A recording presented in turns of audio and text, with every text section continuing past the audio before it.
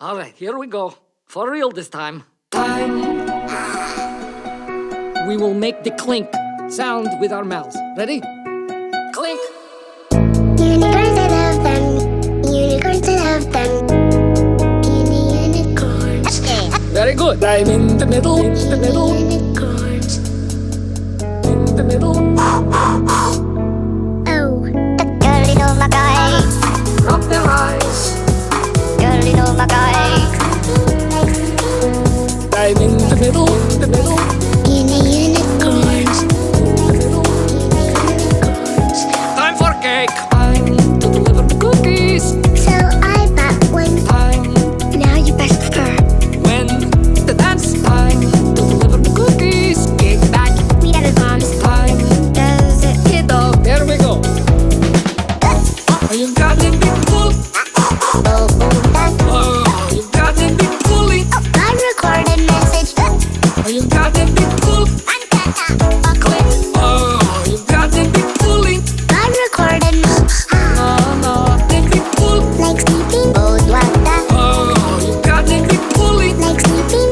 Come on. No, got it big full. Like sleeping.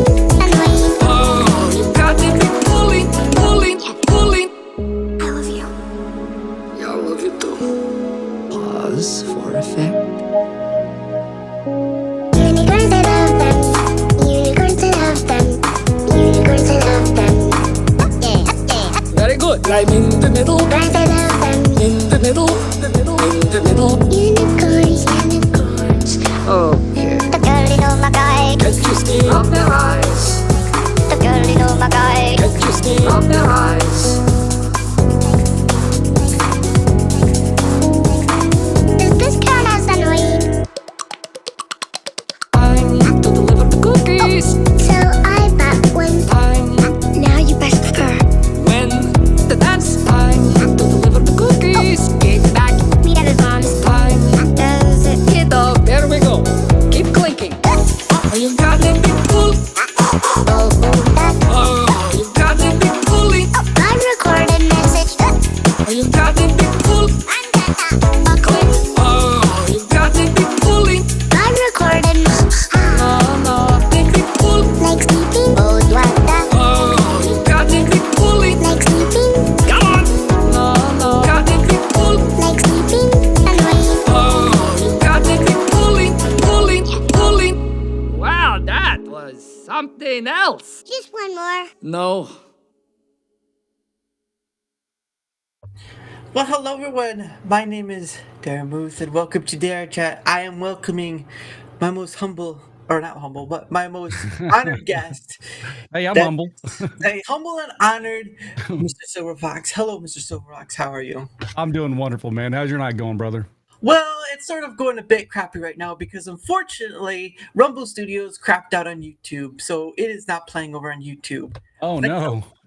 Yeah, I'm getting the regular server 500 thing over on YouTube. So unfortunately, Fudge. unfortunately, I'll just have to upload this stream over there, and it'll have to be a video. But thanks a lot, Rumble Studios. I'm glad it's still a work in progress. So I have got to do. Hold on, apologies, YouTube. Will upload it later. Sorry, got to do a little housekeeping. But anyway, thank you for coming on. You are probably one of the few people I've tried to get on. Like Fuse Aegis, I'm still trying to get on, but he's a busy dude, so who knows if he'll Yeah. ever have the time to get on. But yeah, you. I think I've tried Lumpy. Don't know about that. There's just a few people I'm trying to get on that are considered big, but I'm just trying to get people on. It's not like Hey, man, I appreciate the hustle, man. You know, that's what it takes. You know, you just gotta stay consistent, and you know, all they can do is say no. Yeah, that is true, and I've had a few of those. I've had a bit of a few of those. So okay, what do I do? I'm just gonna send it to Rumble only. Yep, and then I gotta go over to YouTube and shut it down, cause god dang Rumble Studios. Okay, that is end stream. There we go. Well, dismiss. All right. Well, that was fun. Anyway, thank you for that. But yeah, I leave everyone in the same field. There's big or small, sort of whatever. I've had Uncle Pudge on, so I guess that's as big as he can get. But yeah, it's been an interesting time. Yeah, and it is hustle because I've asking people to come on, working within their schedules, all that other stuff. It's one thing after another, and of course, you and you doing your thing, you're just like bomb almost 24/7 nowadays. So I'm hustling, dude. I look at Rumble as an opportunity to do something that is that's still possible, man. Like right now, unless you're doing something very special, unless you're doing something that's just crazily catching people's attention, it's hard to stand out on a place like YouTube because it's just, even if you're pretty good at what you do, it's so saturated. Everybody's doing it on Twitch and YouTube. And I see an opportunity, I see a vacuum on Rumble, and Rumble needs content. So right now, this is what I keep telling people, man. All these people that are just complaining and everything's negative. Why is this not happening? This and this. Dude, bro, they're gonna look back in a couple of years when Rumble's a lot more congested, and they're gonna wish they just put their head down and went to work. And that's where I'm at right now. I just wake up every day. Everyone knows I'm gonna be there, 10 a.m. Central Time, Monday through Friday, and I just fucking show up and put in all the effort that I can. I mean, that's all I can control, Yeah. No, and that's totally understandable because again, you're doing it from your end. You're doing it because you making content in Rumble, but also because you enjoy the process. I mean, it's not like you're doing this because like it's another day again, I guess. Because I've seen a lot of people, who look at it as a job, and once they look at it as a job, it's like, why are you even still doing this, right? Like, why are you still doing this process where you're doing this? Was supposed to be a fun hobby, right? Like, I doubt anyone, unless you're one of the contracted people by Rumble, I doubt many of the partner program people or whatever are making a lot to be full time. Yeah. Even content creation itself is just a hazard in its own right, because anyone who's relying on it full time is asking for their own death sentence, because there's just no way.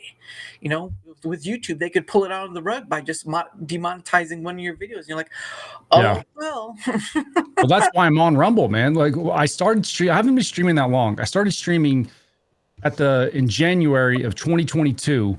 And I spent about the first 14 months or so on YouTube, and it went pretty well. I got over 2,000 subscribers, and I'm a nobody. Like I wasn't famous, and then started a channel. I had nobody had a reason to watch me, but I got 2,000 subscribers in the first year, which was not easy to do on YouTube. Yeah. And but it was going okay. But then once I got my channel, here's what happened. For some of you guys may have already heard this, but I'll just say it again. When I started streaming on YouTube, I was probably averaging anywhere from 10 to 25 new followers. They call them subscribers over there every day. And it would just click, and I was growing just fine. Yeah. As soon as you get monetized on YouTube, or as soon as you're eligible for monetization, your channel goes into a manual review where someone reviews your channel and says, do you meet the qualifications, or is it okay to be monetized? Whatever. The day that my channel got manually reviewed by somebody at YouTube, it hit a brick fucking wall, bro. It hit a brick wall. I was lucky to get one or two a day. And it wasn't like it was it wasn't like it was going up and then it gradually went down. It was going up like quick, and then it just hit a wall the day I got monetized. And I just got more and more disgruntled every single day, and I was pissed off because I didn't have to worry about monetization before. It wasn't a thing I had checked because I wasn't eligible for it. As soon as I got monetized, every day as I'm live streaming, I'm literally checking my YouTube studio. As I'm live streaming, I get the little symbol, not suitable for advertising. Yeah. And by the way, and just for the people that don't understand, if your video is not eligible for monetization on YouTube, they don't share it. Like they don't. You reach no new people. So I hit a brick wall that I had no control over. All my videos were getting demonetized, and I stuck it out for about 14 months total. And then after that, I was like, I gotta go somewhere. I gotta try something else, or I'm done doing this. Like I'm not. This is not fun. So then I found Rumble, And you know, the rest is history, I guess. But Yeah. you know, I love Rumble. You know, it's a place for all its faults, and they are growing, they are improving. But one thing that you get on day one is you get the ability to show up and be yourself without the fear of demonetization. Right. And I've been demonetized exactly 0 times in the year, a little over a year I've been on Rumble. Right. And you couldn't pay me to go back to YouTube. Yeah, no, and I totally understand that. And like, I multi-stream to both platforms because my perspective is one platform shouldn't own all your stuff because, you know, as we've seen with the past, either YouTube, you know, either just on YouTube, just on Twitch, or just on whatever, you do one wrong thing, they can take it away, and all your stuff is literally gone. And then what, right? Are you uploading your stuff on the back end? Are you doing something? Because again, I will say this because I post shorts on both ends, right? Both streams get posted, both shorts get posted, and so from my end, I mean, I do pretty all right. I'm not gonna like, you know, be like everyone else. Like, here's the numbers for it. It's just like, you know, it looks great. But on YouTube, you can tell that they do have their system in place for shorts, or at least their recommendation for shorts, because many of the shorts I've posted have been in a couple of hundreds. But that's just more been like, whoever the person that's been on with me, I'm taking that short from, right? The stream of that. And I'm using OpenStop Pro, right? If you've never heard of that program. Yeah. I'm using that to make my shorts and all that. And when it gets a lot of coverage over there, I will put the person's stuff in it. So that way that coverage will be helping leading them there. It's sort of just giving back for them being on, sort of thing. I'm trying to, you know, I'm trying to be as much as humble as I can about be this thing, because I got to tell you, a lot of content creators to some degree can forget that, or it gets to the point where they get high enough, it feels like they get a certain ability to be humble, right? Because I don't know. I've just been a consumer of content for a long time, and it felt like after a while, some, not all, content creators kind of fall into this place of they seem humble, but not really. You know, that's you know. I don't know how I come across to people. You know, I do have plenty of people out there for whatever reason don't like me, which is, you know, it bothered me at first. It took me a little while, but what I realized after a little while was you can't make everyone happy. I don't care even if you're the nicest person in the world, some people will not like you because you're too nice. Yep. Yeah. So it's like, I decided a while back that I was miserable when I was online, I was getting into it, this person, and I'm like, what the fuck am I doing? Like, this is stupid. So I decided that, you know what? I'm just going to show up. I'm just going to be myself. If you like it, hang out. If you don't, like, who gives a fuck? You know?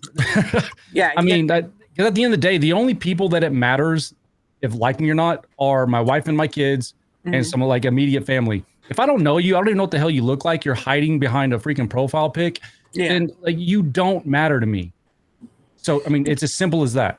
Yeah, and it's understandable too, because obviously animosity is that's word. Animosity is sort of the shield that we kind of sort of all use, because you've always heard those stories, right? You know, swatting and all that stuff that happens to content creators because there's some, you know, hater out there, whatever. And you're right, you can't please everyone. I have somebody who doesn't like me for some odd reason, which is fine, it's whatever. But it's an odd thing when somebody, it hasn't happened to me a lot or at all, probably because I'm just still too small. But if it happens to me, it's sort of just like, okay, and then what? Right? Like, exactly. Hating on me or anyone else for whatever reason doesn't really make anything if you can't break us. Now, obviously, you can physically harm somebody by all the other stuff, right? But by just saying a few words like, oh, you know, like your troll earlier in the thing there, it's like, what are you trying to are you trying to break me, or do you think words enough is going to do something like that? And it's like silly children trying to do slingshots at each other, and they're just missing. And it's like, really, guys? You know, I was watching this podcast like a year or two ago with Mike Tyson, and he had some co-host on his show, and they were talking about this kind of stuff. And the guy was upset, like somebody had wronged him years in this will, I do have a point here. Yeah. someone had disrespected him or done something that really hurt him in the past, and he said he would never forgive that person. And Mike Tyson made a really good point, and I think about this all the time. he said that if you let other people control your emotions, then they become your master. Mm-hmm. Because you're letting another human being affect how you think. You're letting another human being affect how you interact with the world, and you're letting them control your emotions. So you're letting them be your master. Right. When I thought about that for a while, dude, and I was like, that is one of the most smartest things I've ever heard. And one thing, and look, I fail at this all the time. I'm not, it's not like I'm some Jedi who has all this shit figured out, but it's something Right. that I try to. I do my best to remove my emotions from the outside world. Like, I don't let other people, when they say things, because another thing I've learned is when people sling shit at you or try to get under your skin, when people are online all day being negative and shit posting, that's almost 100% of the time a direct reflection of how their life is going. Yeah. Happy people don't go online and sling shit at other people. They just don't do it. Yeah. Well, and that's that thing, right? It's like actions speak louder than words, right? Somebody can say one thing and do another. And so you have this combination of like, oh, I'm not that kind of person at all. And then all of a sudden you see sometime later that they are that kind of person because their actions prove their words. Yeah. And it's almost like an oxymoron within someone else. Like, I am not that person, but my actions prove that I am that person. And you're sort of just like, what? And of course, Yeah. and of course, from my perspective, and I've seen this multiple times before, pointing out a hypocrisy in somebody is like pointing out your own hypocrisy in yourself, because it doesn't really do much. You're not like, oh, whatever, I don't believe it. It's that sort of mentality where you're just like, yeah, whatever. So, but yeah, it's a poison that either you can drink or they can drink. Yeah. Pick who's going to drink it. and it's your choice. I mean, Yeah. and that goes back to the Tyson thing, saying people are, if you let someone affect you, they are your master. Like, you have to make the choice to be offended by things. You have to make the choice because, and like you said, unless they're physically hurting you, especially when it's online, dude, it literally, unless you let it mean something, it doesn't mean anything. Mm-hmm. It doesn't mean anything. So, one thing that I've struggled with up until probably over the last 6 months or so, I've gotten better, even though I still had my moments, is literally just accepting that if you're going to be online, accepting that there are going to be people that don't like you. There are going to be, and the more you grow, the more people there will be that don't like you. And Yep. you just have to, it has to be water off a duck's butt or whatever they call it. And it's water off a duck's back, but water off a duck's butt. It sounds a lot better. yeah, that sounds cuter, I guess, doesn't it? But I love doing it. I love streaming and stuff. It's just I would say dealing with people is probably the biggest thing you have to learn how to do, is just deal with the general public. Yeah. No, I know. Like I said, I have someone who, I guess I had someone on or something. They didn't like us, what we were chatting about. And they said, well, whatever. I'm like, oh, okay. I still offer the opportunity for them to come on, but they never took it. So it's whatever. But I just find it a fascination. It's sort of like with, I don't know if you've been paying attention, but it's sort of like that thing that came out earlier, the whole list thing, right? Yeah. Like, if you saw that, I would at first I was like, okay. And like, whoever made it is an idiot. But it was like, Yeah. I had to hold on. It's like, but wait a second. What if the intent was, right? Maybe they thought one of the others, it would be shared. But what if the intent is to put people on who are Rumble and, anti-Rumble and for Rumble or whatever. And for that, if it's noticed, it's shared, and it causes a reaction to people that are like anti-Rumble, right? The anger and all this other stuff, and it just starts doing this downpour of things. What if the intent is to get a emotional reaction that turns into this frenzy of it keep bringing it up? Because for me, even if I was on the list, which I'm not, which I'm not that important anyway, but the thing of it is, even if I had been mentioned on the list, I'd be like, okay, and like. Yeah. And disavowing things is so ridiculous. You see that in a lot of other content creators too, right? Like even the big YouTubers, where they're told to deny somebody, it was like, just walk away. That's always been my thing. Is I'm trying to be very temperamental on the whole drama stuff, right? Like, Yeah. because I don't want that. I don't want any part of that. Like, I'm here to have a conversation with other people about whatever. Like, we could spit in a platoon and just talk about that. Look, I don't know. I don't know what's going on there, but I will say this. It's, to me, if I was guessing, I would say this is some coordinated attempt to get a bunch of clout. I don't know what else to make of it, because it's like, because first of all, there's a lot of nice people on that list. People that I don't know why people would have an issue with them. Like, I don't, and to tell someone they have to disavow somebody to be like, to get in the, I don't even understand what the threat is. If you disavow these people, Rumble will think higher of you. Like, I don't know what even the attempt is. It's like, I just, look, man, I've said this before. If clout chasing is the only way to get popular or famous, then I'm going to be stuck at the bottom forever, because I don't care, dude. I don't care. I don't care enough to do it. Yeah. No, and it's totally understandable, because, again, on my perspective, it's like I didn't, like, other than the conversation, everything else is a bonus. Follows, likes, donos, all that stuff. They're all a bonus to the actual point, because I'm doing this because I didn't see a lot of content creators doing this. They were 24/7 news, talking about someone else's article, giving the perspective on it, and then it's just like, okay, and where's your perspective beyond that point, right? Like, because from my perspective, it feels like we went from the 24/7 news, CNN, NBC, all that stuff, to YouTuber 24/7 news and all that. So it really didn't transform anything. It just took place in someone else's pocket.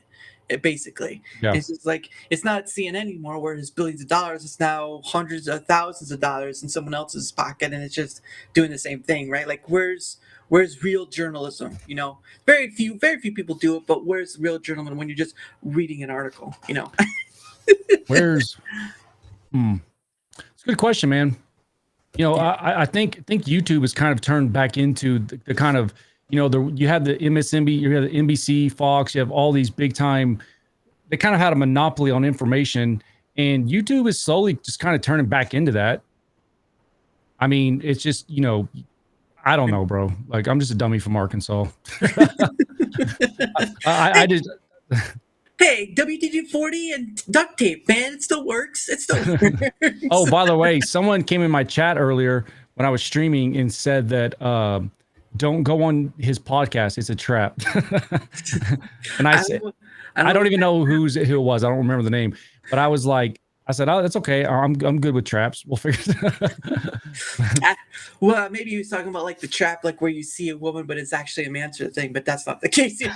So, no, there's no trap here. There's no gotcha. I'm not here for gotcha. That's just so why don't you said earlier that some people don't like what you talk about? What do they not like that you talk about? Well, there's only one I know so far, but I guess it was because I had someone on they either didn't like, or the conversation we had.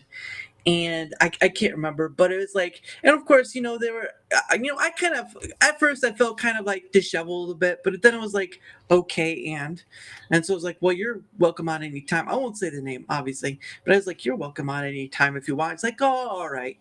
But it's just sort of that thing where it's like, there's that you, after a period of time, it does feel like it's an avoidance, like, whatever, like, I don't know. I'm mind reading. You're not giving me much here. I don't know what's going on. No, it's You don't have to out anybody, but I'm just kidding. No. Yeah, no, it's just if I think I remember I had someone on, another guest, and they didn't like what we were talking about, whatever, and so they're like, whatever. And I'm like, all right, okay, whatever. I'm here to have conversations. I'm not here about this argument, debate sort of thing, which everyone else can have, right? Like, who needs, if you want a debate, go to academia, go there, have the rules, have all that stuff. You want an argument, you want to do all this online drama stuff, go to some Tumblr. But if you don't like it, just don't watch. It's not that difficult. Yeah. and I've been like, I've told others, like, at least in a short period of time, it's like, if you can see drama from a mile away, you walk in the other direction. You do not entertain it. You do not talk about it. You don't do it. Now, the listing could be a drama point, but it's more of like, for me, it's more of like looking at at a techno aspect. Like, why would someone do something like? Well, and first off, it's like, how in the first place does this person represent Rumble community together anyway? I don't I don't. represent Rumble community. I'm sure you don't. You just represent yourself. Why is there this thing? Like, it's the same thing with Twitch, same thing with YouTube. So why is there ability of one person? Now, if there was an ambassador program or something like that, Mhm. I guess, but that's more or less of like representing the company rather than the people, because that's a whole different ball game. Well, But people love to generalize. People love to Yeah. say, you know, like a cop kills a dude, and all of a sudden, all cops are racist. I'm like, it's just the whole idea of generalizing any big group of people because of especially one stupid DM. It's like, come on, like what are we doing here? And I saw some other comments, and again, like you said, I'm not going to mention any names. Yeah.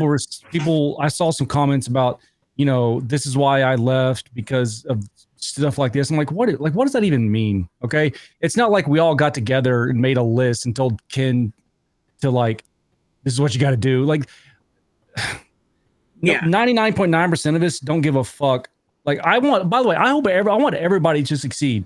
Even if I don't like you, I want you to succeed. You don't want to know why? Because that old adage that a rising tide, I know this is cliche as fuck, raises all boats. It's true. Right. Like, you know, I don't wish anybody any ill will unless I don't care what you say about me. I don't care, you know, what you say behind my back. I don't care about none of that. I just, if people will just work hard and do well for themselves, I'm happy for you. I'm genuinely happy for you. And, but I don't know, man, like the internet's a weird place, and people just, they love watching other people fail. They love watching, people love the shit show, man. And it's just, I don't want any part of it. I really don't. But people they seek it out though, man. People, I get, you know, I average like 8 to 10 dislikes every stream now. Well, I saw Pudge gets dislikes too. I was like, man, Pudge, you got You know what I do? I literally, all the people that I follow, I go up and down that follow list and I just like all their shit. I don't even know. Yeah. Even if I don't have time to stop by, I'll stop in and like their, you know, and just leave a like. Yeah. And that's something that I've had to change too, because for a long time I was against like trying to beg, you know, because you saw YouTubers, right? There's like, subscribe, and follow, all that stuff, right? And for me, it was like, I don't want to do that because it's sort of like whatever. But then it was like, well, if I want to reach more people, right? If I want to have more people on, right? Because that's how it goes, right? You have to connect. The web spreads out more and more, and you connect more. Then I have to be seen more. It's the only way that works. Otherwise, I can't. You know, I mean, I still get people on. I can bring back people that have been on before. That's not a problem. But there's so many people between both YouTube and Rumble that it's like, why wouldn't I try to outreach, right? Like, again, like you said, you're not going to get everyone. Not everyone's going to like you. But just imagine, right? Just imagine someone can get, like me or someone else, can get 1 million people on. Just 1 million people, right? That's content for the rest of your life. Because it's 1 million different people. It's 365 days. Well, I don't count the weekends, but those are special occasions. 365 days, right? 365 days, 1 million people. That's a lifetime. Are you talking about like collabing and stuff like that, or like getting guests on for your show? Yeah, well, having this like, conversations. I know. I guess it could be seen collabing, or I've heard some people say interviewing. But then again, it's like, but they get to ask me questions too. So is it still an interview? Because that's like I have a tough time seeing it as an interview, as a collab, because we're just two people coming together, having a conversation about whatever. And I don't care if you're curious. I just don't like the big grammar words. But beyond that point, we're just having a conversation about whatever, because again, there were a lot of content creators that became 24/7 news, or they picked a niche area or something they like, which is fine. But it's like they got stuck in these areas. I'm like, why can't I just take a hammer to all that and just whoever, right? I can have a person who does computing. I can have a person who's a VTuber, and I've had a few. I can do a person who's non-creator. Like, where are the content creators that in some way, shape, or form bring on their followers, right? Like you have so many people. Like if you have a content creator that has 1,000 people, right? Maybe some of them are bots. I mean, to be honest, Rumble has this issue with that, and YouTube as well. But it's like you have a lot of people. You have 1,000 people, right? Maybe 75% of them are real, 25% are not. You take this, hey Phoenix, you take the 75% of them, right? And you ask, hey, Who would like to come on and just have a conversation? You have content for the rest of the year. Yeah. It's not that hard. And for me, it was like I didn't see it. I just kept saying in their circle, in their area, in their whatever. It's like you don't share an experience with someone else about whatever. Like I know some may not be a Doctor Who fan, but there was a point where I think it was when Matt Smith was in it. It was like every time there's a new companion, there's a sense of wonder, of enjoyment, or whatever. This newness to them, but the Doctor's seen it like time and time and time again. It's like it's Yeah. boring to him. But when you bring someone in, right, you see this newness and wonder and this different perspective, and it's just awe-inspiring. And this is what I feel like this is like, right? Even if there's some things we agree on, disagree on, similarities, whatever, we have this moment where we come together, and it's recorded, of course. We have this moment where we come together, and it can be shared to everyone because you never know whoever sees it could be similar to you, could be similar to me, and then they go to the next one. There's something similar from there, and there's so many people. It's amazing. Yeah. It's just amazing. Well, you know, and that's speaking to the fact that there's so many people, you know, that's why it drives me crazy when people have this famine mentality when it comes to content, and people get jealous when other people succeed, when someone else is working hard. I think jealousy plays a big role in a lot of the hate that people get. Right. And the reason, and I've probably done this too in the past, but the reason I really try to beat into my own head to be genuinely happy, like even if I think that I deserve something that someone else got, I really go out of my way to even fake it till I make it to be happy for that person. And I'll tell you why. Because there's so much content, or there's so many people in the world that to think that you're going to have them all, or that someone else's success means you're going to do worse, is just such an asinine, ass backwards way to look at life.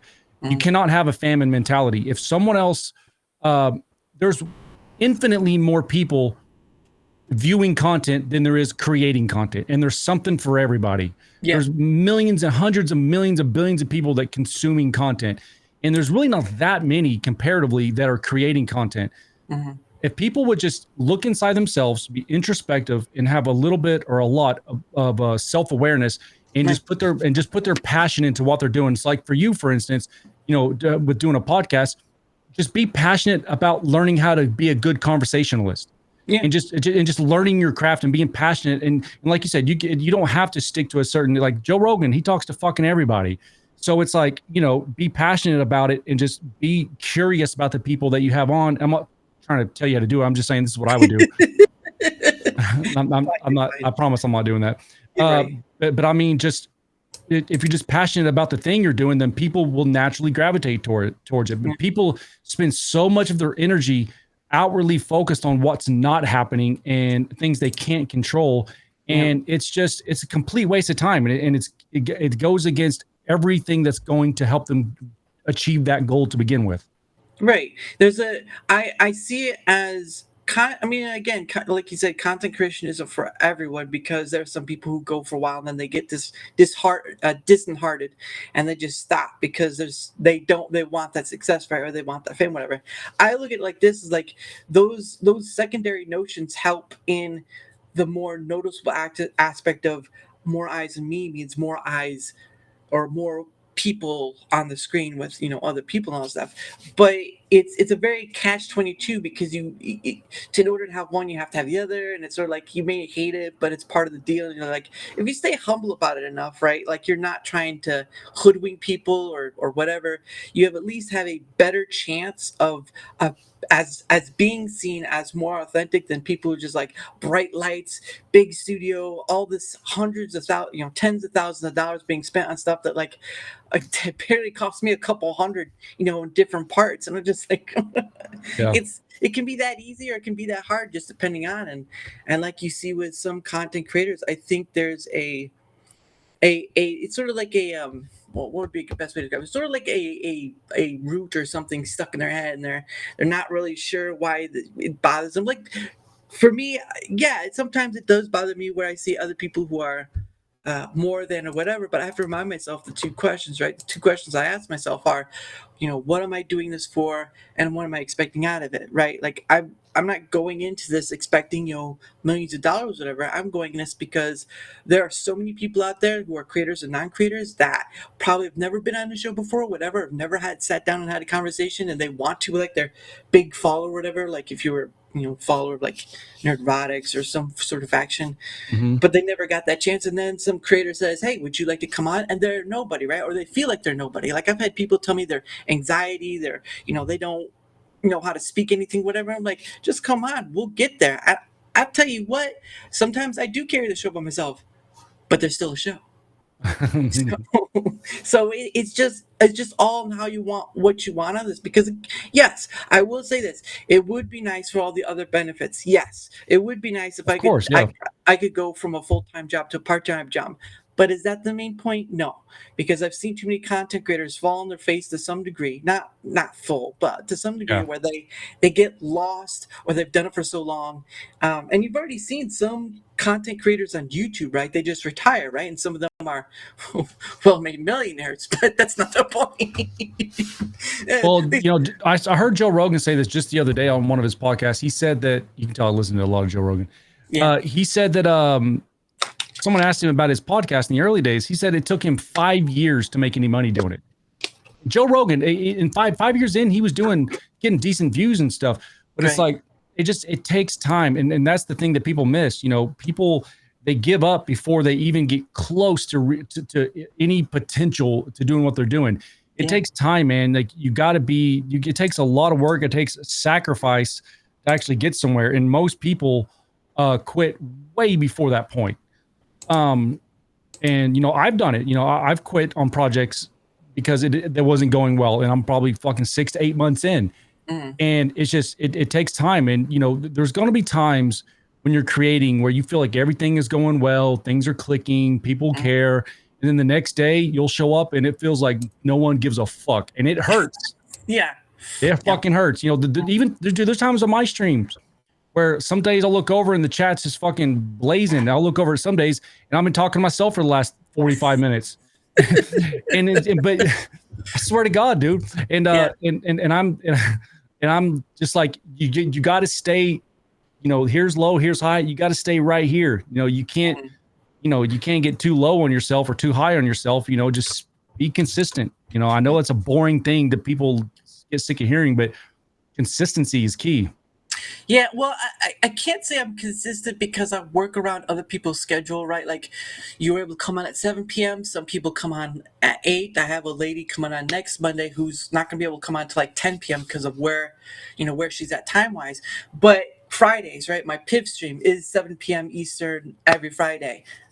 Because, well, except Memorial Day weekend, that's going to be a little different. But at least that has a consistency, and at least that's a sort of do good thing. But for me, I try to work around other people's schedules, because if I want somebody on, there's that give and take, right? It's sort of a compromise. But again, it's worth it because I can't tell you, like Phoenix is big on there, and she sews. She actually, I believe she actually got Rumble to add a sewing category. So, and then you have What category? Sewing Oh, category, sewing, gotcha. sewing leading category. And then you have people like Happy Mars. Happy Mars was my first donation on Rumble. Had him on. Cool dude. Just a normal guy. I don't think he makes content. I'm not sure. I'm sorry, Happy Mars. But I've had Chad and Zio on. I've had all these different people on, whether they're from YouTube, Rumble, Twitch, whatever. It doesn't matter. The point is we can come together, sit down, and have a conversation, because I tell you what, all this uncertainty with the politics, all this uncertainty with disagreements, with debates, whatever, it all disappears when you can sit down across from somebody and say, "Hey, how's your day going?" And you would be surprised. You'd be surprised, especially for my PIF stream, right? The Pay It Forward stream. You'd be surprised at what $2 can do. It can go a long way for somebody new. And there's been many a time where I've been told I've been their first donation. So you never know. You just gotta start somewhere. As long as it's in the more positive direction instead of this like negative grumpiness direction, it's But yeah. So what Well, that's awesome, man. And that's why, I just continue to ignore the bullshit and just kind of stay in my lane and just, like I said earlier, I used to engage like crazy with these lunatics online. And it was making me fucking miserable. So as soon as I started just staying, just looking, okay, what am I doing today? Like where's my energy best spent? And it's not with people that don't matter. I promise you that. So, just staying positive and all that BS is, it's literally the only way forward. Yeah. It's literally the only way forward. Yeah, because again, you have two options. Either you be positive about it or you be almost on that path of being like EOL, end of life sort of thing. Because I tell you what, it doesn't help when you hear on either side, men or women, where they've come to a point where they view a life as no hope, when it's like, it just takes time to find what you're looking for. Like for me, right, I have a full-time job, but for a long time I was like, I went to get a certification for CompTIA Plus. I was doing this, I was doing that. I've moved, different many jobs, but I just didn't know what I wanted to do. Like it's true. As an adult, there is no final destination. Sometimes you get it early, sometimes you don't. There is no final destination of what you want to do with your life. Sometimes people don't fight it until their late 40s or 50s. The point of the matter is, though, is that when I started doing pre-recorded videos, and then when I started paying for the pro package, right, that Rumble has, because that's the only way you can do live stream other than the 5 people. And then after that, they got rid of that. I did the live stream. It was just gaming. I did gaming, and then once I hit the conversational point with a few people, that's when I knew it was like, I'm not seeing anyone else do it as much as I am. So why not keep going? And I was like, I found my thing. I found that thing, and it's. How often are you doing your this podcast? So in March, it was kind of like maybe once, like 1 or 3, maybe a week. But then April was pretty much full. I don't count the weekends because, again, weekends I save for special just in case. Like JFG was on a Sunday once. Okay. Heck in the Y, which is a father-daughter duo I've had on. They were from the PIF stream I've done. They were on. They usually do a Saturday because daughter goes to school and stuff, so Friday, Saturday. So those are usually for special occasions but it's more of like, so it's 5 days, so it's 4 weeks. Are you having a guest on every podcast? Almost every day, yes. Other than weekends. That's pretty good, man. That's a lot of work getting people to as a guest. Yeah, no joke. I'm still waiting. I'm still waiting from a few people to hear back if they'd come on this month, because I was like, okay, here are the dates. And I was like, well, don't be afraid to have a recurring guest either, man. Like a lot of podcasts, if you have a guests that show up and like doing it, and they're willing to come back, man, it's content, Yeah. Well, I try to mix it up because, again, I want to not just be stuck on one point or the other, but rather new people coming on, old people coming back, because there's a synergy to it, right? There's a slight synergy to it. It's not always, but there's a slight synergy to it, because new people have never been invited to a podcast before, right? It's like, dude, thank you for having me on. Sand King, Sand King. I had Sand King on. I've had Squall Rush. I've had Minty Chip. I think Minty Chip has his own thing. Oh man, I'm starting off blanking. We should find something that we disagree on so we can have an argument. I think that'd be good. It almost reminds me of what is it, Monty Python, where they go to the argument clinic. Who you voting for? Let's start there. No. Oh, you pussy. But that's not an argument. Yes, it is. No, it's just you disagreeing with me on simple measures. But still is. No. Well, I'm voting for Trump. Y'all can all kiss my ass. It's gonna be white. It's gonna be hairy. That's where you're gonna go. Oh man, but yeah, I just can't. I can't do the arguments. I can't do the debates, because you've seen a lot of content creators who go out there and they do all this stuff, and it's just and the drama. Good Lord, the drama between content creators. It's so childish. It is. Kids, hey, adults, let me remind you, some of you never grow up being a kid. It shows on the internet really well. You be a 50-year-old and act like a 10-year-old. It's still jeez.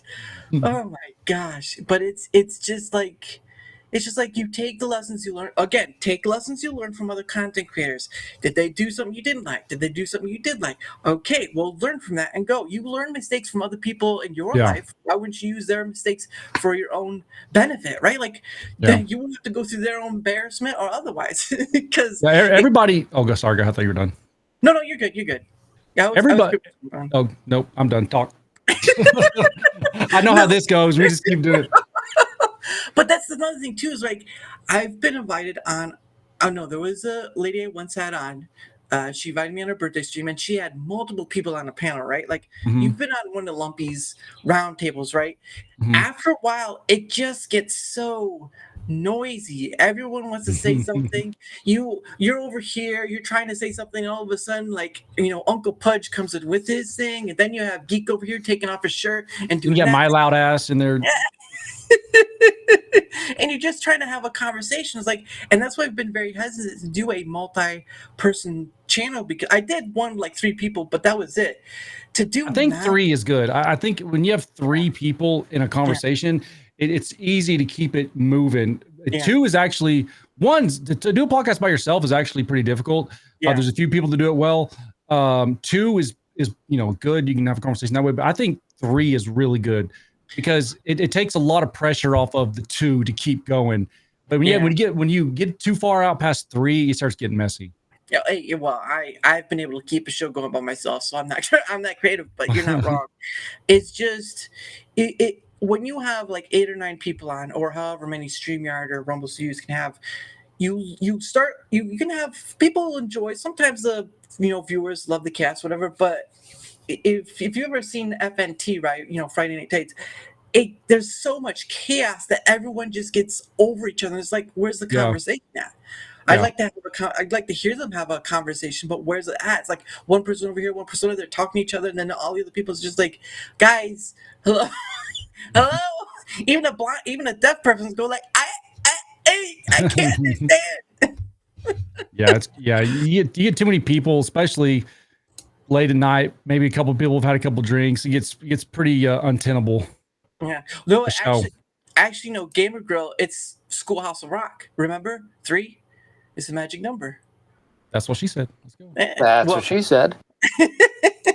Soundboards are fun, but I don't know how much of a mess that is to set that up. Yeah, I got this Go XLR. I got a couple good ones on here. Nice. I've always thought of like, because the office stuff is always good to have on. Yeah. Oh my gosh, it was Dude, nobody likes The Office more than me. You see, I got Prison Mike back there. Have you ever seen the blooper for that one? Did you ever see the blooper for that one where he's like? I've seen a lot of bloopers, but I can't remember exactly what the blooper was. So because the blooper was that he's saying something and he's like, he said like he pinched him, and they ask him where, and it's just like everyone just crashes. Oh my gosh! But yeah, you can't. I think once Steve Carell left, it was kind of in the botches for falling out, because again, for the first 7 years was it? Steve Carell was the main pillar as Michael Scott. Oh, he's the whole show. Look, I love Dwight, I love Jim, I love the whole cast, but Michael Scott is the glue that holds that whole thing together. Like you're not just gonna. And whenever they tried to bring what's his face, Will Ferrell. Yeah, that was so corny, dude. Like the type of comedy, just they were trying to be silly with it. It just the whole show went downhill after. Season 8 was pretty terrible in my opinion. There are couples moments. Season 9, that last season, they actually pulled it together and finished it off nice. I think it was okay, but seasons 1 through 7 were amazing. Yeah, don't get me wrong. I do think James Spader was pretty nice to have on, because he has that certain gravitas. Like he was sort of like he knew everyone or everything about them. It was sort of like he was playing a game with them. Mm-hmm. like if you saw what was the one show he's on, Blacklist or whatever. So he sort of has that ability as an actor. But yeah, it's just once Michael Scott's leaving thing came up, and I think part of that was because Steve Carell was doing the movies and he wanted to get onto that more. Hey, mediocre girl. They just carried on for 2 more years. Now, I mean, the dynamic between Dwight and Jim kind of worked, and then you sort of have Jim and Pam and their sort of thing, and then the trio of Jim, Pam, and Dwight whenever that Yeah. happened. But And then how much Dwight loved Michael, like that all the dynamics and all the relationships were just, they were perfect, man. Like that's my favorite comedy show of all time. But you see its staying power, right? Like, I mean, to a certain point, you know, the other seasons, but you see its staying power when you had everyone there. I mean, the first episode, right? The first episode, you can tell that, you know, Steve Carell's hair is different from the rest of the times, because I can't remember what it was. Well, in that first season, I think that pilot season, he was really unhealthy. Like, he was bigger. His hair was way more bald. I think I don't know if he got hair plugs or what he did, and he lost some weight, but he looked way better as the show moved on. Mm-hmm. And again, like it said, he became even when they were like, you know, doing I think there was like on YouTube there's a video of where they came together for a reunion, and he was the last one out, but he got the loudest applause. Mm-hmm. And you have to give credit where it's due, because I mean, Steve Carell went on to do other movies. They were fine, they were great, they were funny, but The Office is what sets that part of him apart. Because he's one of those characters. It's like, no matter what you see him in, that's Michael Scott. Yeah. It's Michael Scott. Yeah. Like, no, I actually liked him a lot in, was it Crazy Stupid Love? Like, he was really good in that one. Yeah, Ryan Gosling, Emma Stone. Yep. And of course, 40-Year-Old Virgin. He was amazing in that. But that was before The Office, right? Was that before The Office or after? I think either before or during, because I'm pretty sure he did a movie during when he was still at The Office. I just can't remember which one. I know he did the Magic one with Steve Buscemi, and then the Crazy Stupid Love was another one. But it like Meteor Girl said, that probably could have been the issue too, is that as season 2 they kind of softened him up a bit, which I mean, he did kind of become a teddy bear. So he became like there was that one episode, right, where he was playing his old videotape of like the children's show he was at. Yeah. When you saw that point at the end where it's like, you know, you wanted to have kids and all that stuff, that's the point where you saw Michael as still being the kid in an adult suit, right? Because you saw the picture of him with the boss and stuff, and you see that uncomfortable look. It's easy to read now, but you see that look on his face, and it's sort of like Michael Scott was pretending to be an adult, because his relationship with Jan was just horrendous. That woman took him.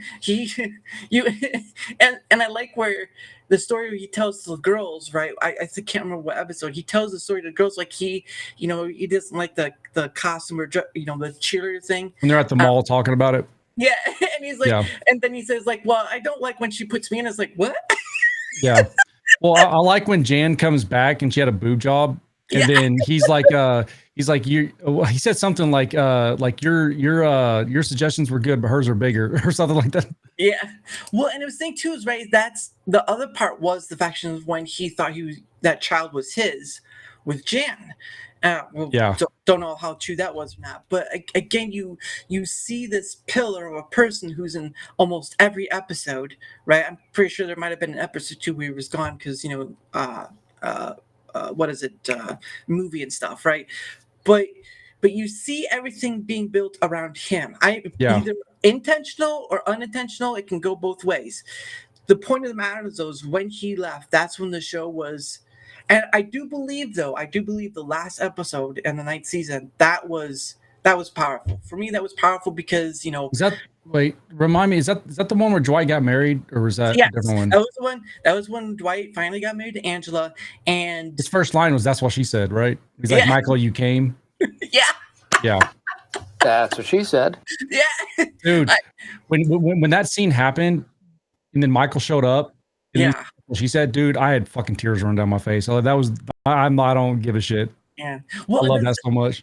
And don't forget, there was another point too where he was talking to the camera, right? And he was talking like, it was like seeing all your kids grow up. I mean, of course, I don't know if that was his actual hair color, because He probably still was brown or whatever. But when he said that point, right? Yeah. He was a bit still of a kid, but he was more of an adult now, and he was saying to the people he kind of left behind to do his own life that Yeah. look, they're growing up now. My kids are growing up, and it's so funny because Michael was the one who acted more like a child than anything else. It's like Didn't he say it's like watching your kids grow up and marry each other or something like that? yeah. Something like that.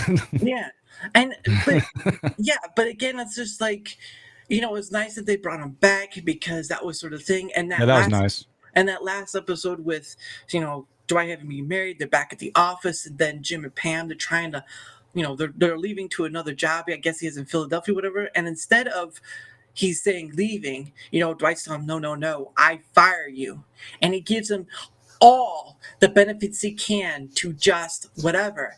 Yeah. And that's where you see that circle come complete for Dwight and Jim, where it's sort of like it starts out this prankster, all the stuff, and Dwight gets him back, right? Dwight gets him back with that snowman thing. Snowball. He's like, I just want it to stop. He's like, for all the times he gets Dwight, that's the one time Dwight has him on edge, and he's just like, yeah, dude, he was getting physically assaulted in that show for the whole. That was hilarious.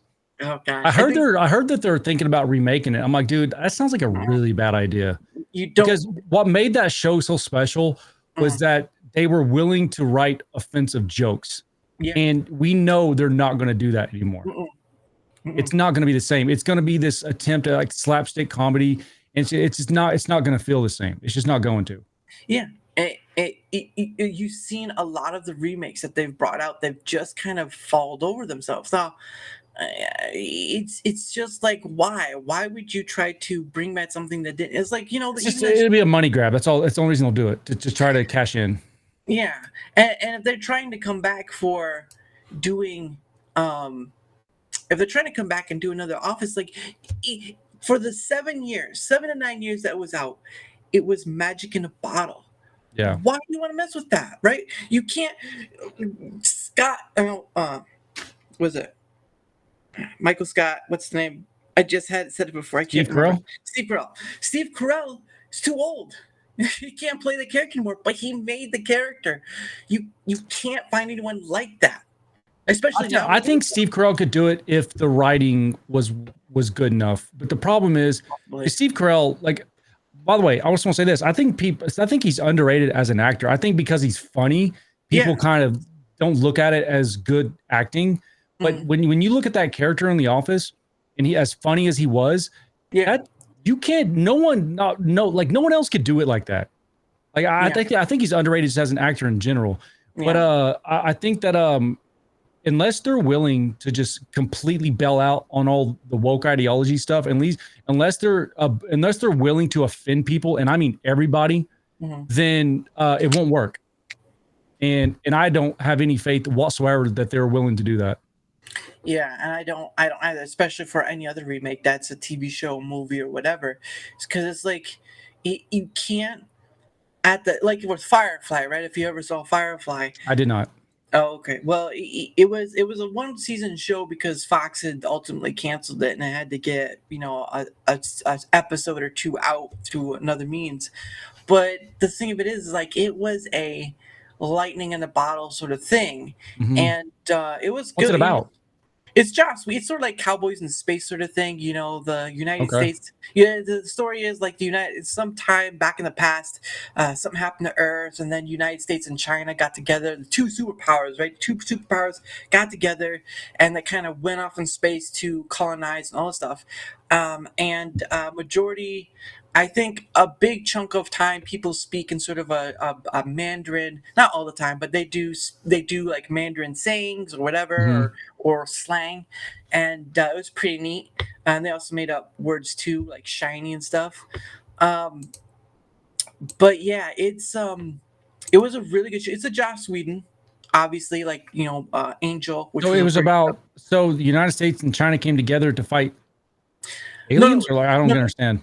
The backstory, I mean, they don't really give a huge backstory, but the backstory is that something happened on Earth, Earth, right? Something happened on Earth, and the two, powerhouses of the world got together to get everybody off Earth and out of space. and to colonize whatever they could find. And that was like over hundreds of thousands of years. So it takes place off Earth?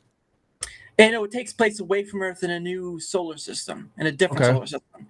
So I can't remember it all, but the basis of the story is a ragtag team of just former independent soldiers. Because there's a group called it's sort of like their new, I can't remember what they call it, group, where it's the independents fighting against like the higher up sort of thing, the new, like different factions and stuff. well, just a different hold on, I'm gonna do a Wikipedia so I don't get this wrong. I gotta look up information. It sounds interesting. It's crazy that there's only one season. Yeah, well, it was Fox. Here we go. I think I can let me, and then I do this. There we go.